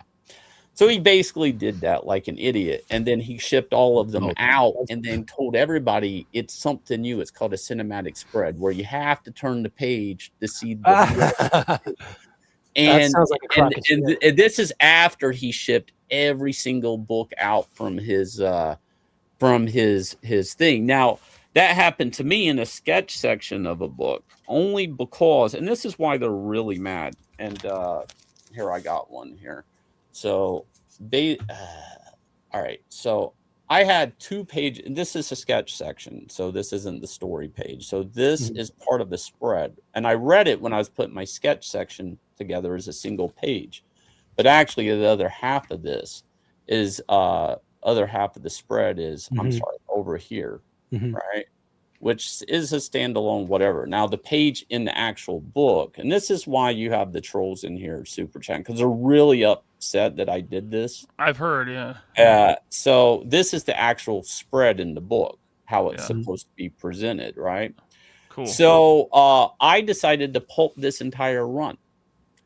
I said, I'm not going to do what Eric did. I'm not going to ship out a misprinted book. I know it's a misprint. And then my chat said, well, sell us some of them because, you know, misprints are worth something. And I said, okay, I'll only put up 200 of these. If you guys want them, you can get them. If you don't. But I'm already hit reprint on these, and we're waiting for our new order to come in. Now, here's the interesting thing about when you sell online. People pay for the product, as you guys know, and then people pay for the shipping. So if I had shipped everybody a misprinted book, which arguably is not misprinted because it's the whatever back material, it's like I'm taking your shipping money and just misshipping a product now and blowing your shipping money, knowing that there's a misprint, which is what Eric did. And they're all really upset about this. They think that was a slight at him. It's like, no, it's a proof that I have integrity, and I'm not going to take all my backer shipping money. If the mistake happened, I'm going to sit down like a responsible person and fix it. And move forward and eat the bill. Now, my backers wanted to buy, and I only offered 200 misprints, and I think we sold like 160 of them. And it blows their mind that I would fix this and admit that it was a misprint. Lemonade. Yeah, you did the right thing. I remember when all that bullshit was going down. I was Hey, here's the thing. I made for some good trash casts. We're almost done fulfilling Anatomic. It didn't even. We're almost all our international is done. The only thing that's holding up is a handful of sketches I got to do, and they're all out in the mail next week. So I also showed how easy it is to fix this. But you guys, if you haven't backed Anatomic, you can actually get it in this campaign. I want to thank everybody for the new backers tonight. Let me share my screen. We got quite a few, but it's an interesting thing, man. The crowdfunding circle, it's crazy that I'm building this site because the crowdfunding circle has gotten super competitive lately. With the direct market kind of coming down with Diamond's bankruptcy and stuff. A lot more people are going to be going to crowdfunding, and even Penguin Random House when they acquired Boom. Thank you guys. Woo! $24,847, getting ready to be $25,000. And another 2,000 on Indiegogo. Thank you. Yeah, man. Like Penguin Random House, which is one of the biggest book distributors. They said, because they bought Boom, they said that they are that they're looking at crowdfunding now with Boom. Like, you know, why is Penguin Random House looking at crowdfunding? That's weird. I don't know. And I don't know. Has the toy industry talked about Diamond's effects on them? Bobby, did you lose money to Diamond when they No, luckily no. Yeah, because I know some people did. Yeah, some people did. The thing is, though, so when you sign up with Diamond, you know they have their guidelines, and what they do, they say, all right, well, you know, we want a net 60 day payment, which means they get the product, they pay you 60 days after they receive it. I don't work that way. Ace don't work that way. I block you. So when I was talking to them, like, look, guys, I was like, these are so they had their guidelines. I had my guidelines. And I said, look, I'll give you, say, net 30, but you have to do a 50% down payment. So it's like, you know, so we gave and took there, and we met kind of in the middle. So I was able to tailor my stuff so that I wouldn't get screwed over. So yeah, I didn't get screwed over by Diamond at all. The only Diamond issue I had was with Entertainment Earth, was because Diamond kept soliciting to Entertainment Earth, and Entertainment Earth had Series 2 up on their site when I was on Series 5. And I'm like, I'm messaging Entertainment Earth like, look, I don't work with Diamond anymore. These are not coming to you. You can work with me directly. And they're like, no, we work directly with Diamond. And I'm like, okay, well, take these off your site. You're never getting them. Like, never. Yeah. And it took forever. I don't even know if they took them down, but I was like, all right, fuck you, Entertainment Earth. But that was the only problem. But now Entertainment Earth has new leadership there, so I think they're doing better. But yeah, the diamond thing never really affected me. But I kind of wanted to like touch on what Shane said about like Random House now wanting to do crowdfunding. It's like, shit, yeah, look at what fucking the numbers Boom is bringing in. They brought in millions of dollars on reprinting G.I. Joe books that everyone has. That was Skybound. That was Skybound. Oh, sorry, yeah, Skybound. Yeah, that's Sorry. Skybound. Yeah, But- that but- was. Yeah. Didn't Boom do a Power Rangers thing that brought in a shit ton of money? I don't know if they crossover. did they crowdfund Power I Rangers. Yeah, there was a Did they? crowdfunded collection of it. It was a fancy, kind of like what they did with the G.I. Joe thing before the G.I. Joe thing. It was like years before. I mean, but I don't know if it's the retro stuff is great, but I don't like. There's also been new books. Like Neil Gaiman had a really big book. It was based off an IP, but it was still new material. I don't know. It's the crowdfunding sphere is the bad part about it. Toy guys, I think it makes more sense to them because everybody's used to pre-ordering so far in advance for a toy, even if it's a Hasbro toy and shit. True. We're all kind of engineered to it. Yeah. The comics people, though, they're the tricky ones because they're not used to that crowdfunding model. I pre-order a book and then I get it in a year from now with a bunch of extra stretch goals. And I don't know how well that conversion is going to happen. I think when they're big properties, like there was a Hellraiser Kickstarter or something recently, I think they're doing some of these big properties. They do really well. There was like a SWAT Cats one recently too, which is really obscure cartoon. Yeah. It wasn't Adult Swim. It was Toonami. Was it Toonami? SWAT Cats is old, man. No, wasn't SWAT Cats like on CBS or something? No, it was on Cartoon Network. It Okay. was right behind Thundercats. Okay. Maybe it was. Yeah, but it's like there's been success like with some of these properties, but the new properties too. So I don't know. Like the tabletop gaming, there's a real big market there. That's why I think Four Horsemen went with Kickstarter for their tabletop game, their role playing game. Yeah, I think they were just trying to get in on that market. I don't think they Yeah. need Kickstarter, but No. I mean, but that's like me. I needed Indiegogo at first, and then I eventually moved the audience over to my website. And Brian Polito's another guy where he's been doing crowdfunding forever at Kickstarter, but now he's moved them to his own website. So a lot of these crowdfunding sites have became like a good starting point, but Dynamite Entertainment does a lot of them, funny stuff. because they had a Probably 'cause Thundercats omnibus that I didn't get. I wish I'd gotten it. It's like a reprint of all the old stuff. Let's go to the chat here. We got Robert's Infinite Realms. Thanks for the 2. He says, Alex, what's your cat's name since no one asked? Manu. Nanu. Mhm. No? All right. Super Mastermind sends in 5. Thank you. Toys R Us is, still has its HQ in New Jersey. In fact, the old corporate building takes up half a small town. They're trying to make a comeback in the States. There's one at my mall, but it is a redressed Calendar Go. Yeah, they're still following the getting into the malls and Macy's. They're incrementally growing, though. I will say. But what it is it's stuff that you can find at Ross for $8, and they're selling it for over retail. Yeah. So there's no reason to go there other than, oh, I see the Toys R Us sign. Like, that's it.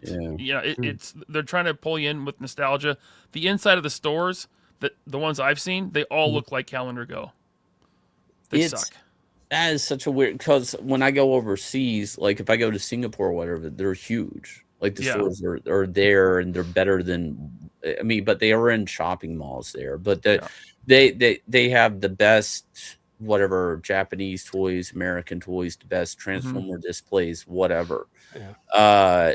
I don't know. Like there was some big story about how they went bankrupt in America. Like it was it's been covered. It's a mixture of different things. I read something maybe like last month where they were opening up like 20 something new stores. I heard that too. Yeah. It's like the brand is strong, but here's what's ironic: them trying to get back into malls is just like now you're just KB Toys. If anybody remembers KB Toys, They'd probably better how off does using that go full circle? You used to be this, and now you're KB Toys. Yeah. They should probably try to get. I think doesn't the same company own the KB Toys name? Weren't they one and the same before? I don't know, but when you go in a mall, you would expect to see KB Toys in one of the little shops, not Toys R Us. I think KB would do better, but I think what really hurt Toys R Us in a weird way was those oversized outdoor bikes or cars for kids, like you know what I mean, the plug-in like Power Wheels. Yeah. They took up so much stock. It's like I don't know if they ever really needed that big of a store. Like, you know, they built all those big. It's like you're housing all these big items, but where you selling like the outdoor play sets too? It's like I would have left that shit to Walmart and shit like that, and not built such big real estate. At one point, all the Toys R Us in my area became Kids R Us / Toys R Us. So half of it was baby clothes and cribs and stuff, and the other half was toys. So they like literally cut them in half. You know, the amount of toy stock they had. Yeah. All Toys They also R had Us Babies R Us. Well, all Toys R Us needed to do was to partner with Dunkin' Donuts or Starbucks, because it's like, listen, Yeah, that's true. the mom's taking the kids. It's like, look, when I go to Target, I got, you know, a Target over by me, they have a Starbucks in it, bro. The line is 15 people deep every time you go in, because like the mom's going, it's like, oh shit, I gotta bring my kids into a store. Like, all right, but if I can get a cup of coffee and just chill while the kids are running amok, that would have solved a lot of problems. But now it's just like, they're like, no, I want to go to one place. I want to get my coffee. I want to get my clothes. I want to get my home goods. And then, yeah, there's a toy aisle. Cool. That's seems like a pretty good business plan, man. Yeah. Well, and it was an old business plan. Even back in the day as a kid, I remember Little Caesars opening up in Kmart. Yes. Like, it's like, I don't know, like that. I mean, even if it wasn't that, fucking having Baskin Robbins do a co-op with ice cream and toys. Like, there was so many ways they could have done better, I guess. I don't know. We got Pokey87 throwing in 5 3POA member chats. Thank you so much, Pokey. We got Michael Frazier for $20. Thank you, Michael Frazier. He says, evening, gentlemen, watching from a hospital bed, having surgery in the morning. Have a great show. Jeez, I hope your surgery goes Good okay, luck man. with the surgery, man. Yeah, dude. Damn. Get some rest. And hoping for a quick recovery for you, dude. Thanks for the $20, man.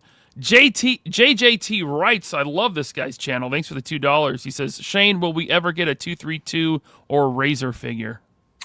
I was actually talking to, oddly enough, at one time, one of the guys at Four Horsemen were talking to me quite a bit. And then, because they had that new, whatever they called it, like, you know, like, it was before they were doing it with the guy that played Deathstroke. I can't think of that guy's name. Oh, yeah.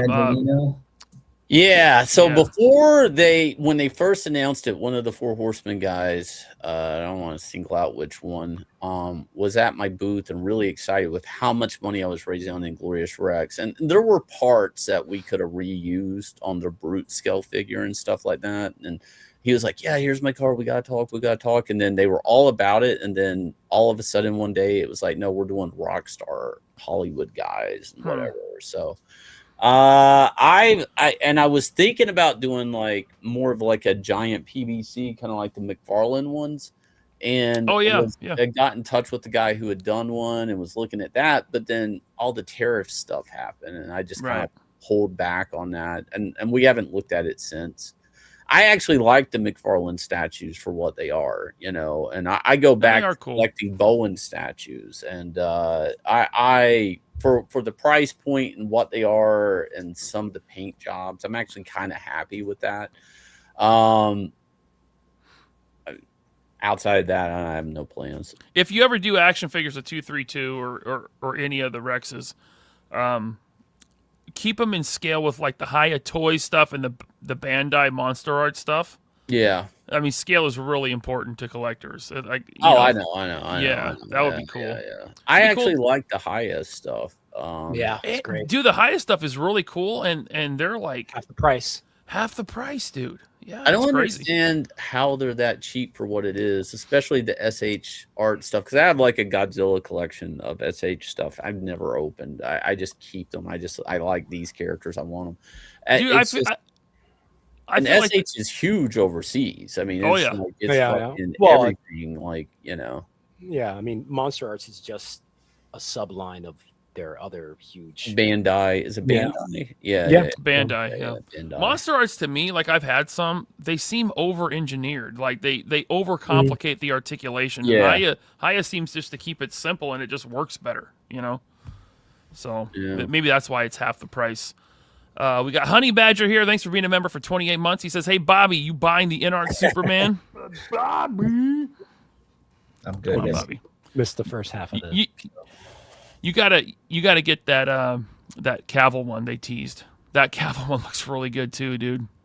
Oh yeah, that's right. Listen, Yeah. I have a couple D-Tops with a couple 12-inch figures.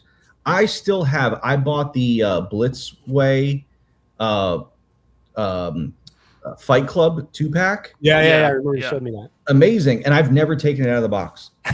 And my the hell are you one doing? Inart figure I've never taken it out of the box because Just send it to me. I'll take I it out of the don't box. I don't have more because then I have to take more out. And it's like I have my Michael Jordan up. Did you see that Enter Bay is releasing Last Shot Michael Jordan 1/6? No, they're not. Versus the Utah Jazz. Oh shit. Yeah. Damn it. Well, okay. He's got the fingers too, where he holds up the 6. Yeah. Oh shit. I wanted them to come with like a face where he's like when he's he's like That'd be cool. We got Fapa here, member for 5 months. Thank you, Fapa. He says, for the Inart Superman fun, small beginnings. Thank you very much for being a member, dude. I appreciate that, dude. Doc Brewski's here for $5. Thank you. He says, woo! Let's get real! Since Shane's not here, I'll do it. Thank you, Doc Brewski. Let's see here. We got KJ Smith sending in too. Thank you. The hot toy means nothing, bro. What a wicked piss of kid. Thank you, KJ. What does that mean? The hot toy means nothing because Inart's so much better. And then he's from Boston, so he says, what a pitha kid. Yeah. Thank you, KJ. History Recon sends in 10. Thank you, History Recon. Coming from the guy that prefers the Leto Joker. Joking, Bobby. Still love you. no, I prefer one scene. One scene. I even said it in my video today that I do not Suicide Squad. Not Suicide Squad. That was a good video too. You covered some third-party action figures. Thanks, man. Video's doing really well, so get people dig it. Good.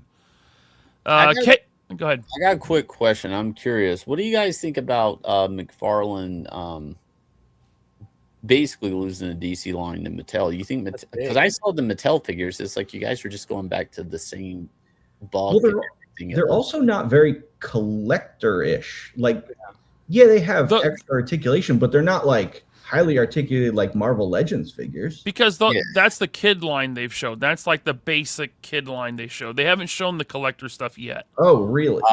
But the rumor is, like, you look at the Motu Chronicles figures, the ones they're doing for the movies, that Chronicles line is going to be like a catch-all for Motu. So it'll be the new movie, it'll be the old stuff. They've already started releasing stuff outside of the movies under the Chronicle line. There you go. But that Chronicle like scale and the bodies will also be reused for DC. So okay. So I think the new Mattel DC line is going to be closer to Marvel Legends than the McFarlane stuff is big and it's gangly. The proportions are weird. It's got pins. I think if you like Legends, you'll like the DC Mattel stuff. That's the feeling I get. Yeah. So, yeah. And honestly, it's like kind of refreshing because I like Todd McFarlane. I don't like his action figures like at all. I'm not a big fan, but hey, I'm like, come on, just make this Red Lantern, make this. I need to get paid. He won't do it. Didn't you make Larfleeze? Wasn't that your character? No, not Larfleeze. Like basically every Red Lantern except for Atrocitus. So Bleeze, X-Star, Scalox, all of those guys. And then when Mattel made a Scalox figure back in the day, they gave him a swappable head and just called him Random Red Lantern, so they didn't have to pay me. So it's like, I know they don't want to pay me is why they're skipping. He did do my Kryptonite Doomsday figure from McFarlane did do that. I got that one. That's yours. Yeah, that's for my Cool. Superman Batman run. Yeah. Nice. Awesome. Very cool. All right. We got K-Dog broadcasting for 5. Thank you. Man of Steel gets points for attempting to explain why some alien would care about what happens to a planet of insects and why he keeps saving them. I like the Man of Steel movie. I've said it a million times. It's just not my Superman. That's it. See, I love that they touch on the fact, because everyone always kind of forgets he's an alien. Like, I can't get past it's his not dad like he's telling an him. X-Man. Like, if he's an X-Man, he just has mutant powers. People forget, like, Superman's a fucking alien. He's not even from here. And I love that they open the movie on Krypton. That's the best part of the movie. Yeah. I like the Krypton parts. Yeah. Well, they did that in the 77 Superman too, didn't they? No, wait. Yeah, it does. It does. Yeah, it does. No, yeah. It's just it didn't look that alien. You know. I like Russell Crowe as Jor-El too. Yeah. And I like the movie overall. Like, it's just not my Superman. I think that's Snyder's best movie for sure. The Man of Steel. It's his best DC movie. Best DC. No, I'll give you yeah. that, but not best movie. Probably 300 or Dawn of the Dead. Oh yeah, those Dawn are of the better. Dead, yeah, I think is his best movie. Yeah, probably his best movie is Dawn of the Dead. Yeah. Andrew Sabina. Although 300, I'm sorry, Brian. 300 is the most copied. Yeah. Mhm. Andrew for $5. Thanks, Andrew. He says, yes, there was a Magnum Murder She Wrote crossover episode. Look it up. I got to look that up now. That's crazy. I did not know that. Wild. We got Impossible Pie. They should have done a Fletch and Beverly Hills Cop crossover. They should have done that. I don't think Chevy Chase would ever share. No, he wouldn't. No. Yeah, he's an asshole. Impossible Pie for 32 months. Thank you. He says, great to see Shane and Alex on the show again. Shane, are dress up as someone, or is that just an outfit you put together? I love it. 3PO for life. It's just an outfit I put together. It's Mange Davis. What are you talking about? World famous. He put Mange in the thumbnail. It's like, I gotta come in here all crazy, and then we're just talking toys. I know. I should have just came in normal. I mean, I love talking toys. I can't talk toys with the other guys because they're not big toy guys. So yeah. Let's see here. We got Sean Allen for £2. Shane is correct. About what? I don't know. It came in a while ago. I missed it. Thank you. Northern Nomad for $5. Thank you, Nomad. He says, shopping at Kmart and Sears used to cause emotional damage. Thank you, Mr. Nomad. KJ Smith for $2. Damn it, you said that you don't have any 1/6 kit. Oh, I don't. You're right. I don't have any 1/6 kit, but I actually do, thanks to KJ. He sent me this Mandalorian hot toy. This is my first hot toy, Alex. No shit. Look at you. And it's a good one. Like it's a good one. That's not Axe. Is that Axe Wolves? Axe Wolves, yes. Axe Wolves from the Mandalorian. It is a very good figure. I definitely I got the itch, but I just dude, I feel for you moving. I feel for you moving. You got a lot of glass shelves if you're moving. Oh, I'm moving. I might be moving over to your area, Shane, and none of this furniture is coming with me. Yeah. I'll be getting all new stuff. I'm just going to sell it and then buy new stuff when I get there. Oh, those details go for 3 times as what they were going for at IKEA now, because they discontinued. Good. You know? That's good to hear. Yeah. Ryan, Shane's over there where you were talking about? Yeah. I moved from Jersey back to where I'm at now. Yeah, I lived in Jersey for quite a while, but then moved out. Long story, but I like it back here. Okay, it's weird I even lived in New Jersey for so long because all the work I did at DC Comics and stuff. I mean, I would go up to the office. I was only going into the office like maybe twice a year. It's like, why did I live there? I could have just been anywhere paying cheaper rent. Yep. And is that why you stuck by? Because when you were at DC, you thought it would be a benefit to you to. Well, and then I ended up in a relationship with a girl, and her family was there, and it just. I remember. Oh, okay. Yeah, and but it was kind of like one of those things. It's like I would have given myself a hell of a raise if I lived anywhere else. I mean, I could have moved to Alaska and been like a king, How do you know TNT Skate? How do you know, huh? All right. Lots of great. Gay clubs in Seattle. That's where I live now. I live in Seattle. We got, let's see here. We got Jason Newton, Prison Gains. Thanks for the 10. He says, finally got the black figure. It's really good, Bobby. My son keeps stealing it from me. I need to buy another one. Well, we might be reissuing it, so hold tight. Oh, there you go. There you go. History Recon for 10. Thank you. What's Bobby working on? Another $20 if he shows us. What are you working on, Vala? So I'm working on a new Covert Ops figure. So, I did like Covert Ops Condor. Yeah. I'm doing a new Covert Ops figure. It's an existing character. I'm not going to say who. Maybe I'll show it at DFW. Okay. So, all right. Thank you, History Recon. Now, Alex, you sent this over. You made a whole slideshow for the show. You asked me to. Yeah, because I didn't want to do it because I don't watch wrestling. You got some wrestling stuff. Mattel. Now, you were making a big deal out of this, like it's figures they never done before, or what's going on?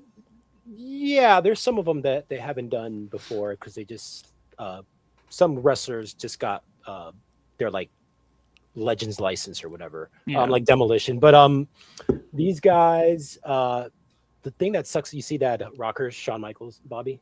Yeah. No Marty. Oh, wild cannon.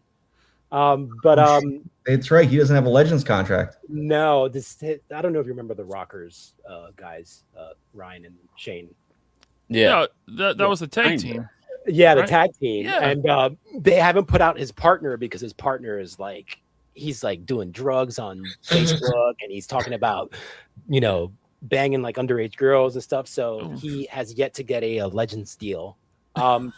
So the figure that before he went all AWOL, the figure that the last one that they made of him, which came in a 2-pack with Shawn Michaels, goes for like $200-300. That was Jack's, right? Because Mattel's never done. No, it was Mattel. It was at the very beginning of Mattel. Like, oh, really? Oh, okay. 2010s, yeah.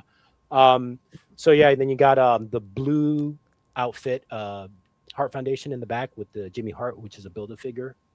And Okay. you remember the Hart Foundation, right, Ryan? Oh, of course, man. That Bret was my Hart. era. Yeah. Yeah. Oh, this one's for me. Great Muda with the blue face paint. Didn't I get you a Great Muda or something? You did. You when got I was me in the Jersey? old. Yeah, you got me the old man version, the Great Muda, which is okay. a great figure. It's got the soft goods fur entrance gear. This is basically a repaint of the other two that they came out with in the last year, but he's got the blue face paint and the black mask. This is me now. That's me now. I haven't, dude. I've said it before. I haven't watched wrestling since 2003, man. So. Well, that's why I only sent you like pics of like the old dudes. Wait, who's this guy in the back? I recognize that guy. That's Bret Hart's tag team partner from the Hart. Oh, gotcha. Jim the Anvil Knight. The Anvil, baby. Hacksaw, baby. Boy. Yeah. You getting that, Bobby? That warrior? I get every warrior figure. Yeah, you got to get the Warrior. That warrior is based on the old Hasbro toy, right? Is that It's the Series 2 Hasbro Warrior. Yeah. so? It's the second one that they came out with. Yep. The first one was the green trunks, then they did the white trunks. Where was all this shown? Was this at a con recently or something? No, or? it's like you see, you don't listen to me. No, I It's don't. WrestleMania weekend, and they hold like a fan expo, like the day before and the entire weekend. So Mattel has been going there like ever since they had the WWE license, and they show off like a ton of like figures. Like I think I seen you like 11 slide pictures.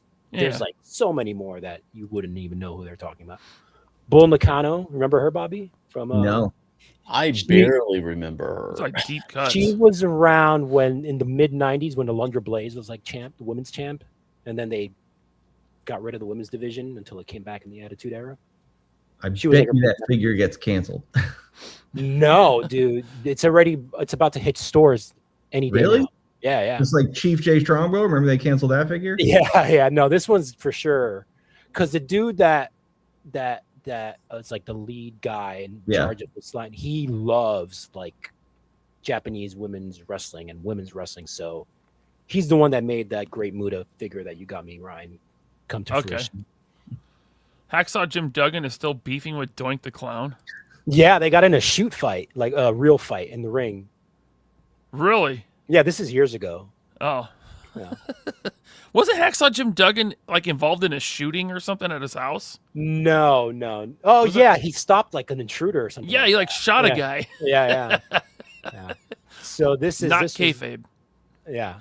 This is Demolition. These are the guys that just got their Legends deal in the last year, and Ringside has put out some figures of them, and Mattel's already put out some Elite figures, which this is Ultimate Edition, so it's got the added articulation and the extra head sculpts. And So you're still watching modern stuff, Alex? yeah, Like you, yeah.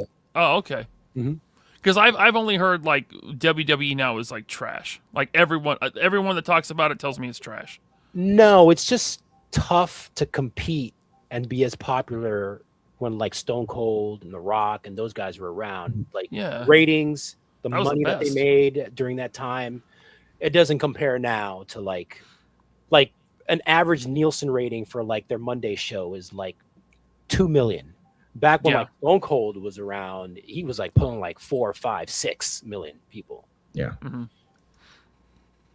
This is my dude Shawn Michaels, his WrestleMania This 21 outfit. Post Lazy Eye. It's right before Lazy Eye. Oh, okay. It's He funny looks that wild now, dude. tell me about it. They're just gonna Yeah, come man. out with a new documentary, and I'm like, Oh, dude, really? he looks really old. That's too bad. 21 was when he fought Angle, right? Yeah, great match. Oh, dang. Blake says I heard they dropped an Owen Hart too soon. That is, Blake, he died when he fell from the rafters and hit the. I mean, you know that, right? Before you said that, Blake Tarpley, that was cold. Who's this guy?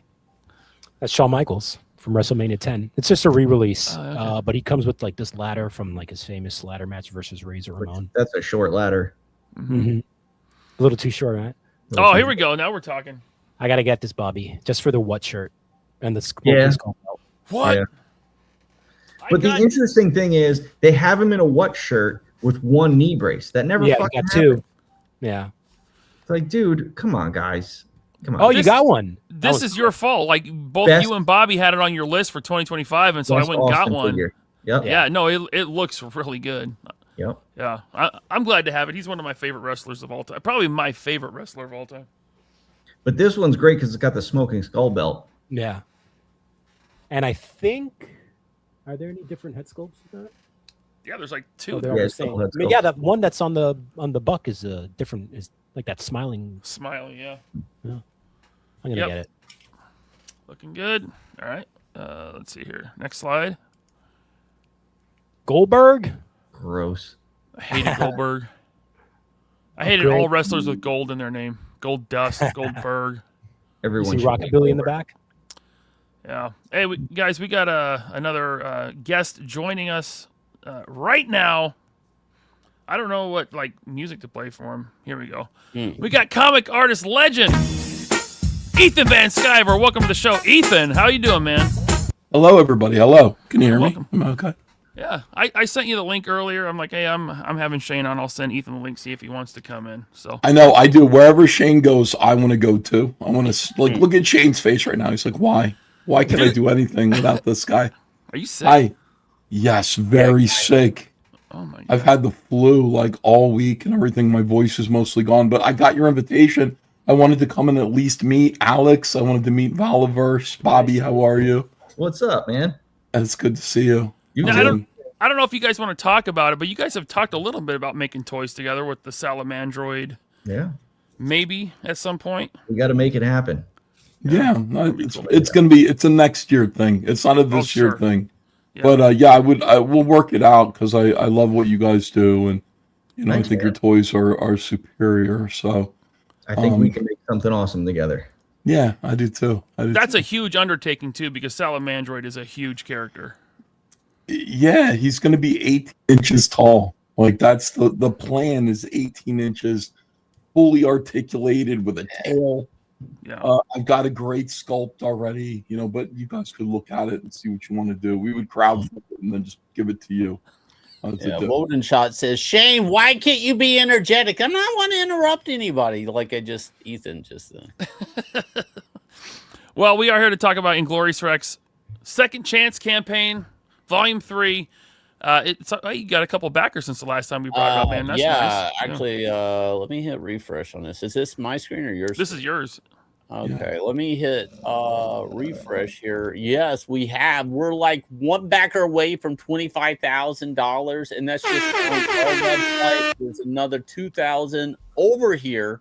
Nice. And again, guys, look, Inglorious Rex. Let me talk a little bit about it. I know I don't talk much about it. That's the problem. Yes, talk, Shane. Yeah, talk. Let me. Don't make Ethan talk. Inglorious Rex, MMA meets Mecha Monster Mayhem. One cage, one crown, no mercy. Let's go. If you like wrestling, we were talking a little bit about the wrestling. You'll love Inglorious Rex because these giant kaiju monsters actually fight for sport in the cage. And when they're done with that, and you get the biggest, best Rex you have, that pilot has to go out and protect the city from the Vile. Some of the craziest comics I've ever worked on. And I have an extensive career in DC Comics, mainly Image, a little bit of Marvel. You guys will absolutely love this book. I see a lot of people that are new, and that's great. What you want to do is grab this. This is volume 1 and 2 collected edition in this campaign, and then just grab a copy of 3. You'll be all caught up in one campaign. Thanks, everybody, for supporting this. And again, that's the concept. This is a family story, a family that was destroyed by a fight, and a fight that's one way or another going to bring this family back together between a brothers and the father. So thanks for all the support, guys. A lot of support has come in. That's how to sell a story. Did you hear that? That was a masterclass. Shane doesn't usually do that good, like when he's on my show pitching this book. Oh my god, that was really good. I'm very proud of you, Shane. Yeah, great job.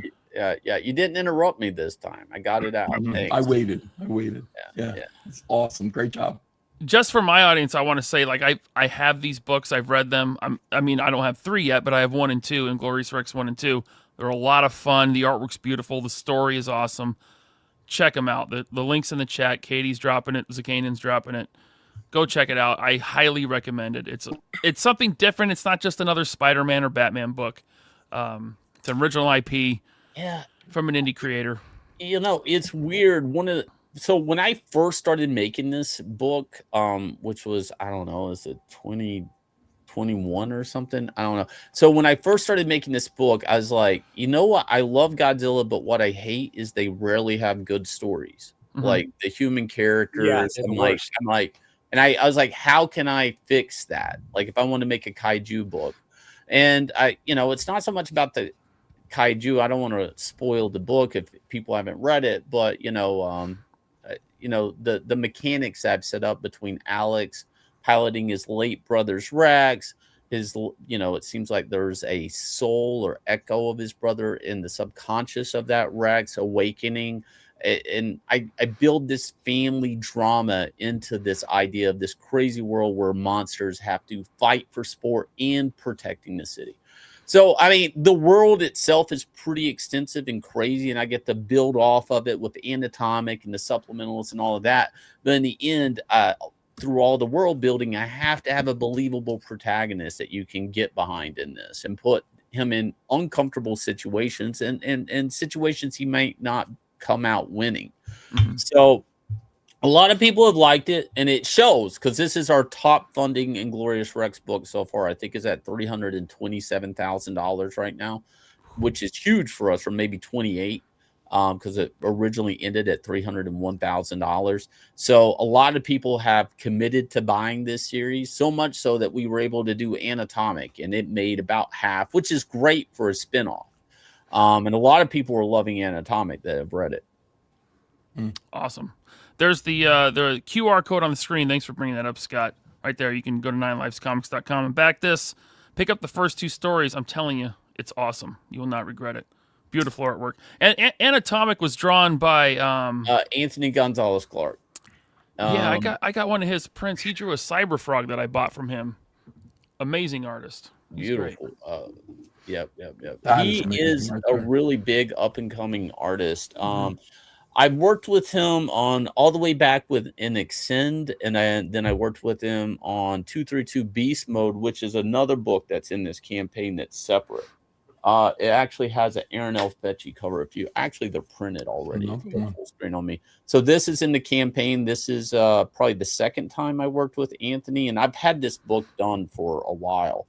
But this is a standalone story that actually goes back to the brother while he's still alive. This is our main protagonist here. It's like 14-year-old kid, and then the dad. So this is a different time when the family was together. I deal with that dynamic, but just to give you an idea of like the crazy monster stuff in this book, it's all just action, all fun, martial arts, kaiju flying through the air, smashing other monsters, popping their eyes out. Look at that one Rex biting this thing in half. Wow. You know, I try to do every now and then just some fun action stuff. We got so far away from this in the mainstream comic industry where everybody's just sitting around talking. There's no actual action happening in comics anymore, considering Action Comics was a big comic back in the day. It's funny that we don't have action in comics. Shane, do you have any cinematic spreads on that one in the 232 piece mode? No. Oh my gosh. I got rid of them.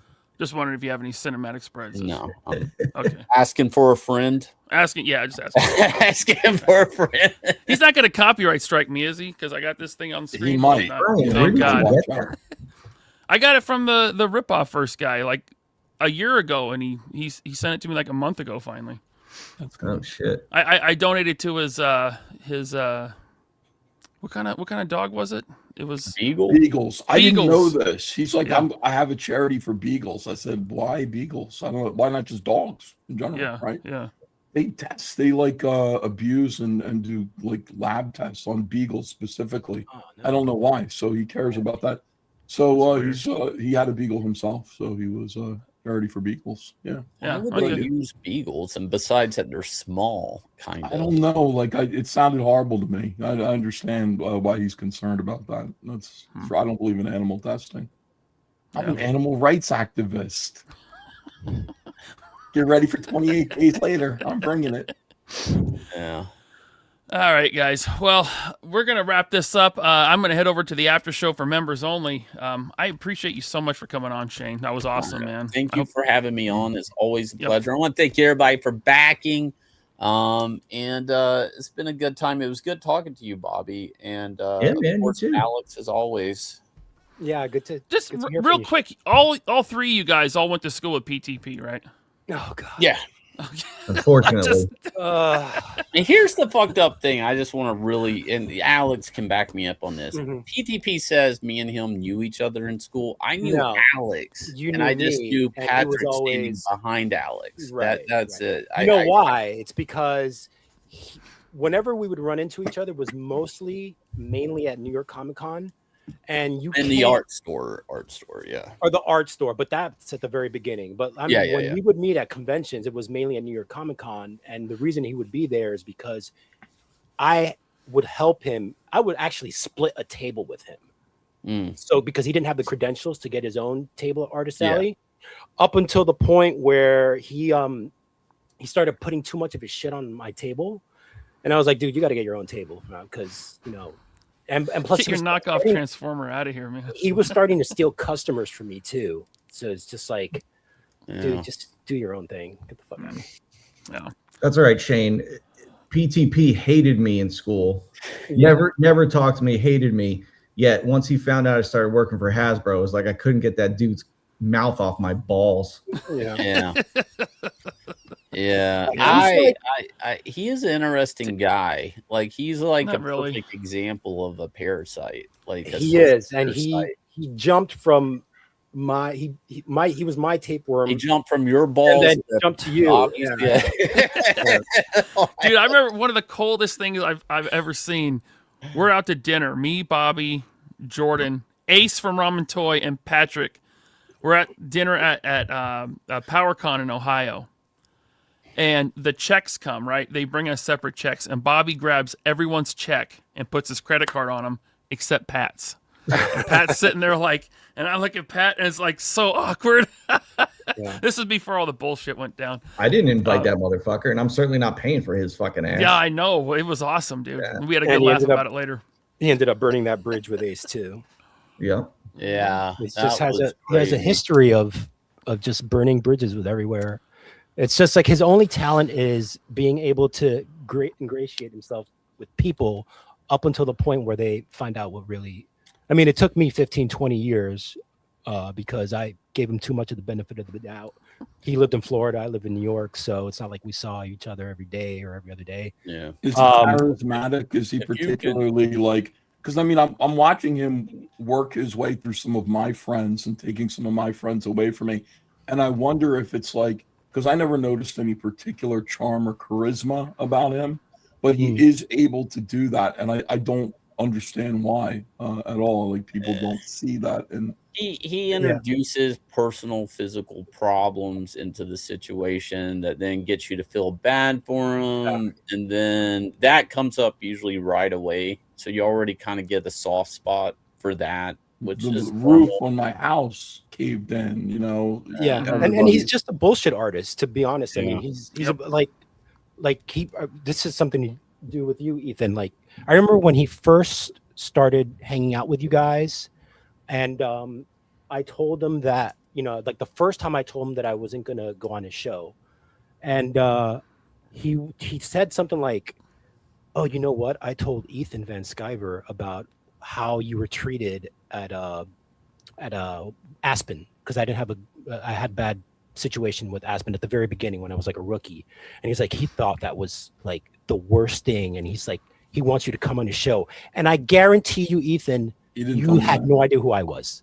And I could didn't know you tell. were, and he didn't say that to me. Right. And like I knew it was bullshit because I felt like it was like this guy trying to get me to join his gay cult or something. Well, the weirdest thing, this is really fucked up. I heard it from Ethan and I heard it from somebody else, but his whole thing was to go around to people and say, Shane's afraid of Ethan and John. And that was a way to enforce whatever he thinks, I think. And so he went around to, I've been finding this out over time. More and more people are coming up to me saying he says this for years.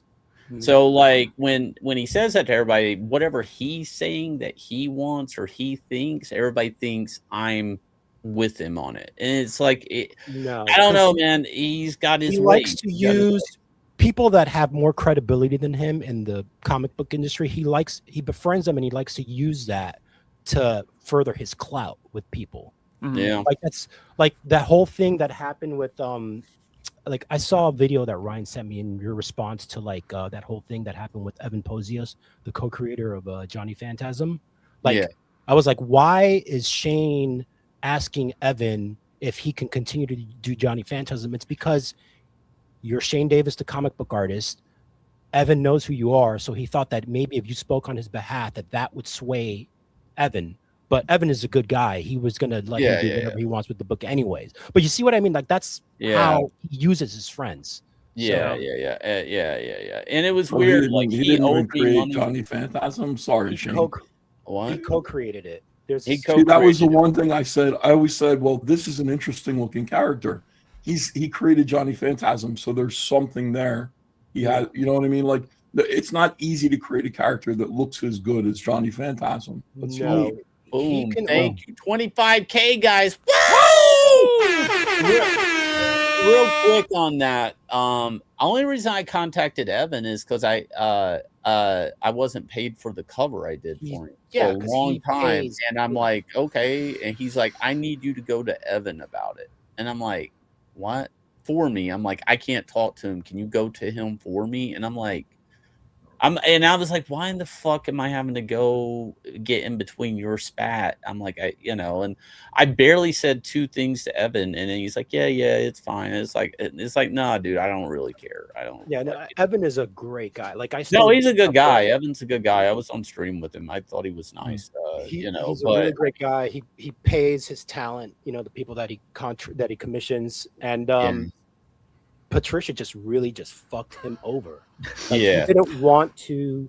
He shit on him because he was trying to convince Evan to go to a convention during COVID, and the dude was scared to go anywhere. Yeah, it's like Evan paid him so much money over the years because I hooked them up trying to help my friend out that they had a personal relationship. There was no reason for him to blow up at, it's like, instead of like going on your stupid little fucking show and talking shit about your friend, you should have called him and squashed the beef, because there was no beef. The only beef was on his side. It's funny to see him now that he's completely ostracized and outside of ComicsGate. He's now he's trying to make, what's it called? Is it just American Ninja? Like his. Oh, is that the AI stuff that he's doing? He did AI artwork of his character American Ninja, which he describes it as a cross between Captain America and Snake Eyes. You see, he can't make a truly original. I mean, they're really. He piggybacks off of stuff like Transformers, right? Zorro, some of the other G.I. Joe. But it's funny to see him pivot from ComicsGate into the toy world, which is largely left wing, and he's going after guys like Dan Larson from Toy Galaxy and stuff, and trying to befriend them and these types of guys. I'm telling you, if they knew he was ever ComicsGate, they'd be like, "Get the hell out of here," because they're way the other way. I shared a video if you want to pull it up. This is I definitely want to share millions of fans around the world. I saw that. He's a living legend. But Ace don't work that way. Nobody mutes me. If you mute me, I block you.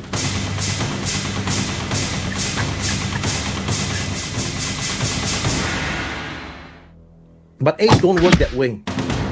That's my favorite. I love Ace. I love Ace. Ace is awesome, dude. Yeah. That was him explaining Patrick. He's like, I don't work, but the way he goes, but Ace don't work that in all one motion. I was like, he's done that a million times. That motherfucker's practice and in a dojo or something.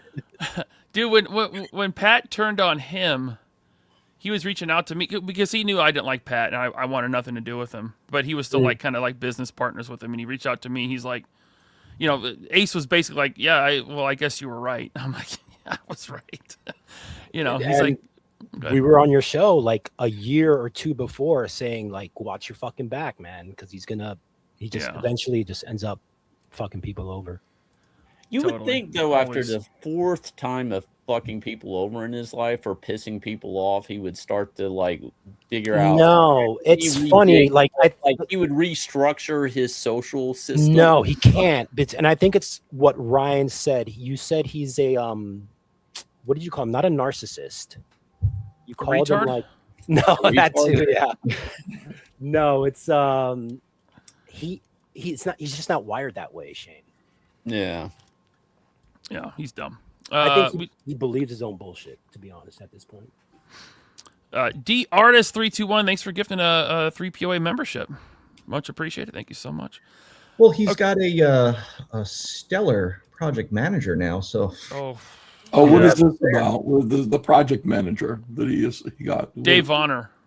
Yes. Yeah. Well, okay. Dave Vonner was also he's been on this show before years ago, but he's an ex-Hasbro Mattel employee. He's been in the toy industry for a long time. He's a designer, right, Bobby? Is that right? Sure. Okay. Sure. Yeah. But you got a lot more to say about that, Bobby. Why don't you? Seems like in it. time. Yeah. Sociopath. That's right. Sociopath is good word. That's accurate. Yeah. I don't understand how you have, because I don't understand. PTP went to make that toy, crowdfunded $100,000. He raised $9,000. What is a manager going to do about that? You need the money. I wondered the same thing. I was like, dude, yeah, you raised $9,000. Like, bro, like nothing is going to change.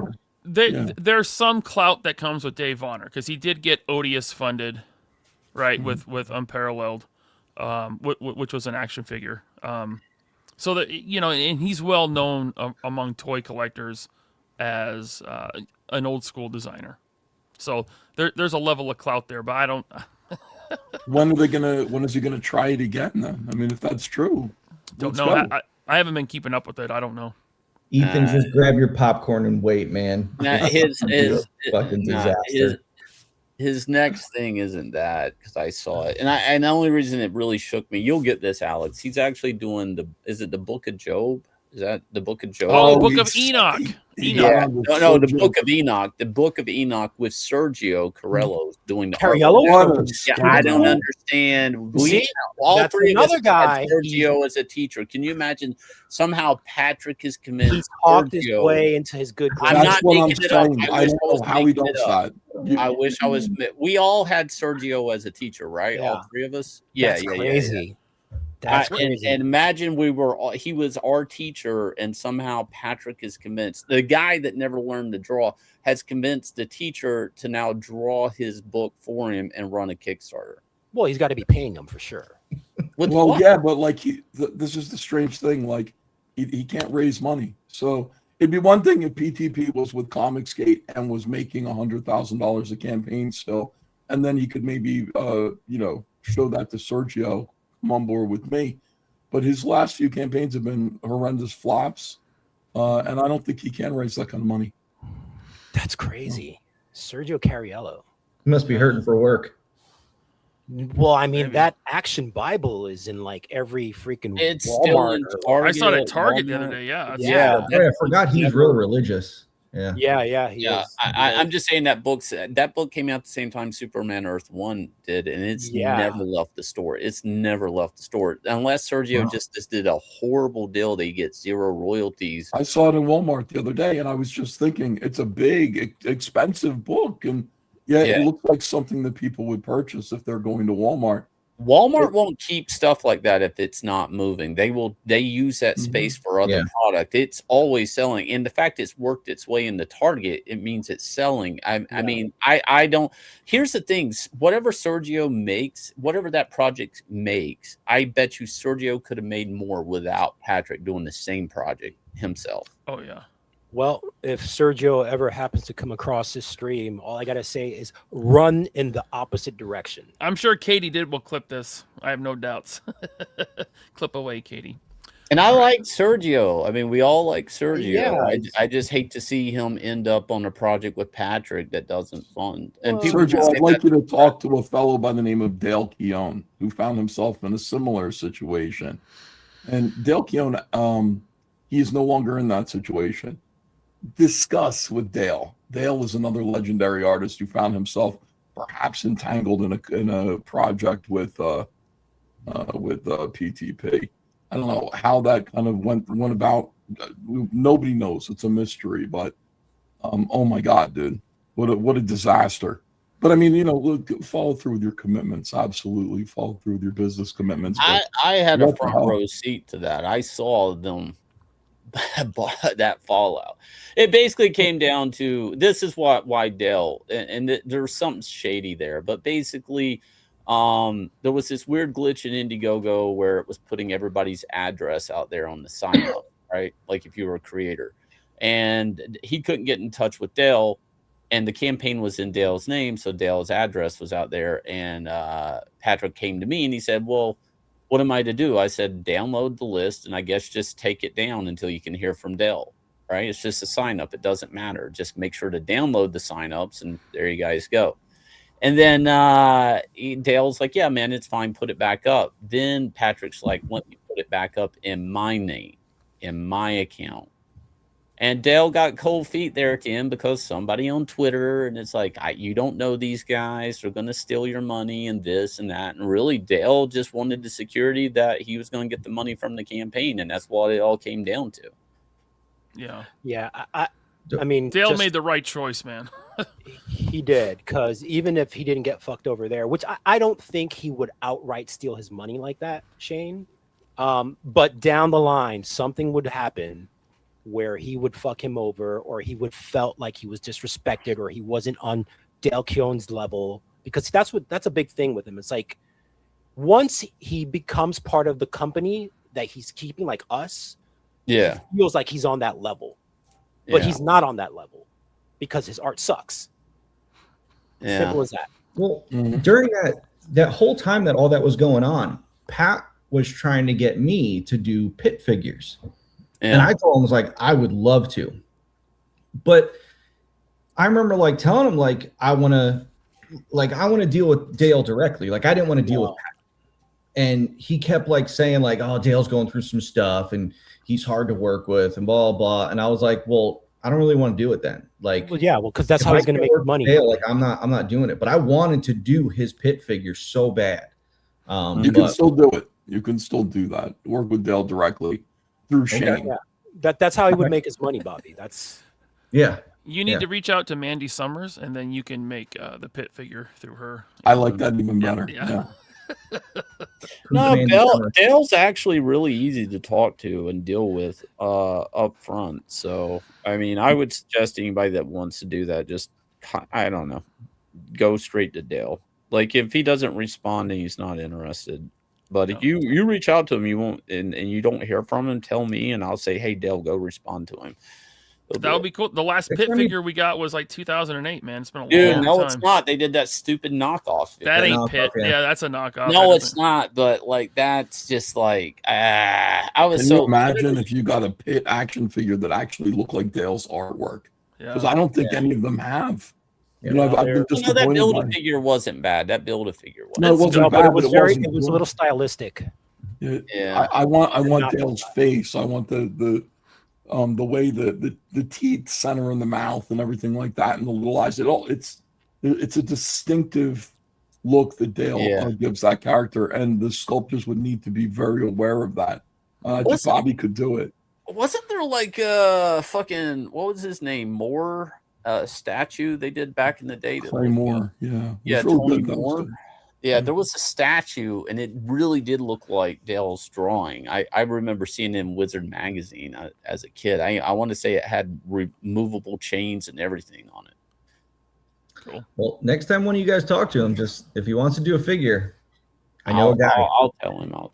Now, how would something like that work out? Would we crowdfund it, or would you would work with Dale? You would need the funding to make that action figure? I mean, I can do it a couple ways. I mean, we could do it crowdfunding, or I could just get my own quotes. I can license it and then do it and then pay for it myself and then, do it that way. It all depends. I mean, I personally stay away from the crowdfunding stuff, but I know crowdfunding works very well for comics-based stuff. So, it could work out that way where it could be a situation where, like Ethan, what you were saying with Salamander, it's like he would crowdfund it and then turn it over to me, and then I would produce the figure. So that seems like probably a good way to do it. But I'd probably want to get with him and get sculpts done, get a prototype made, because it's like when you're shown an actual physical thing, it makes the campaign so much better. A lot of toy guys, I'm one of them. I don't like to buy off of those mock-ups. I hate it when Hasbro does it. Like I don't know. I never know if that's what I'm actually getting.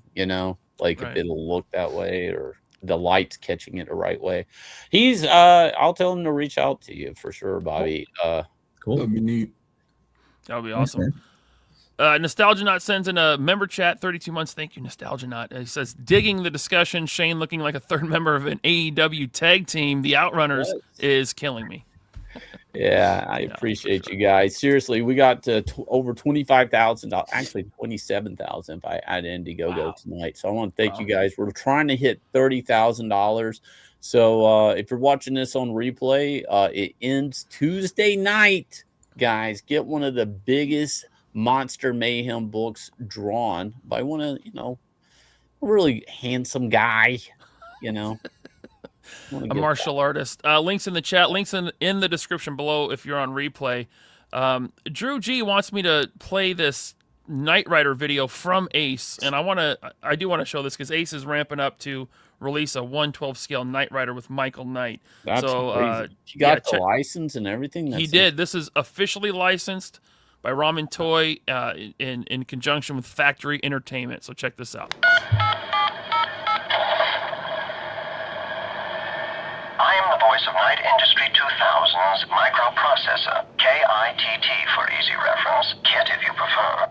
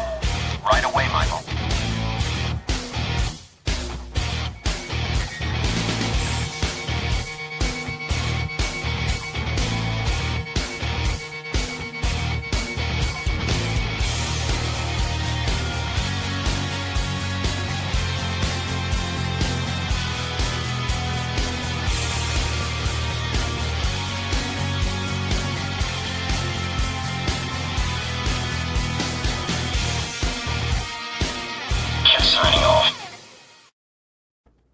Dude, that's great. That's You cool, guys, man. if you know Ace, you got to tell him. Shane said he's got to do the evil twin variant. Yes, it's just the mustache. You can just do the It's just a mustache. mustache. Yeah, absolutely. He's got to do it. He's got to do it. He's got to do like flocked chest hair on the Hasselhoff figure. He's got to do like a little chunk of carpet with like a cheeseburger on it. You can put the Hasselhoff on. You know, Is the car a different color, or is it the same? Does the evil twin drive a? No, there was an evil car called Car, Karr, but the evil twin, wasn't he in like a semi truck or something? I think so. Yeah. I I'm haven't just saying, seen- take that figure and just give me an evil twin variant. Like, yeah. Alex, All right. who was the teacher we had that had the kit car? Oh, Dave McCoy. McCoy. Yeah, there you Yeah. go. Dave McCoy. Yeah.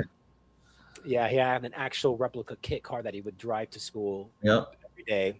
It had the 2-handle steering wheel and everything. It was in bad shape, man. Yeah, he was like, that thing was breaking down every week. Some of the lights weren't working, and he would always talk about how much money he's sinking into it. But gotta grow up. yeah, they're saying Garth drove Goliath, the semi truck. That was the name of the truck, There Goliath. we go. Yeah, Goliath. I got a super chat here from the troll sending me another $5. You want me to read this? Garfield? Yeah. I'll read it. I just got back in EVS this year. Pull up the video of EVS licking a toilet on camera. It's hilarious. I guess it never happened. No refunds. Hail work campaign and pan. That is sad. Yeah. That is really. It's too That bad. was a lot. This Thank you guy's for in Eric July's chat a lot. Yeah, no, he's an Eric He July guy. really went in on War Campaign a lot. Yellow Flash too. War campaign is the last hope of tards in this space. It really is sad, but Yeah, fun. it is. All right. Well, we're gonna wrap this up. Again, Shane, thanks for being on. Thank you for having me. It's absolutely. good talking to both Bobby and Alex again. That's You all too, we man. got. This was fun. Inglorious Rex 3 Second Chance campaign ends Tuesday night. So back it now. Pick up issue 1 and 2 if you haven't yet at 9livescomics.com. Ethan, anything you want to throw out there before we end? Oh, I just want to say, people, I want to double down on the fact that it's great to finally get to talk to Alex and Bobby. We've spoken via email, but great to face. I got to say, like, Inglorious Rex is a superior book in the indie space. Don't miss issue 3. And then also, I think, get issues 1 and 2 if they're available on the campaign. You're really going to like it. It's an original idea. It's drawn with heart and soul. It's Shane Davis at his best, and look what it's done to him. It's fucking breaking me, man. Little by little, man. I'm a roadie. It's worth every penny. It's I'm worth like every a penny. rock in the river, man. I'm a roadie. All right, guys. Shane, Ethan, I'm going to play the outro credits. They're about 2.5 minutes long. Stay through those. We'll talk after the show. And channel members, stay tuned for the after show. I'll fire that up in about 30 minutes. All right? Cool. See you later. Boom. Bye.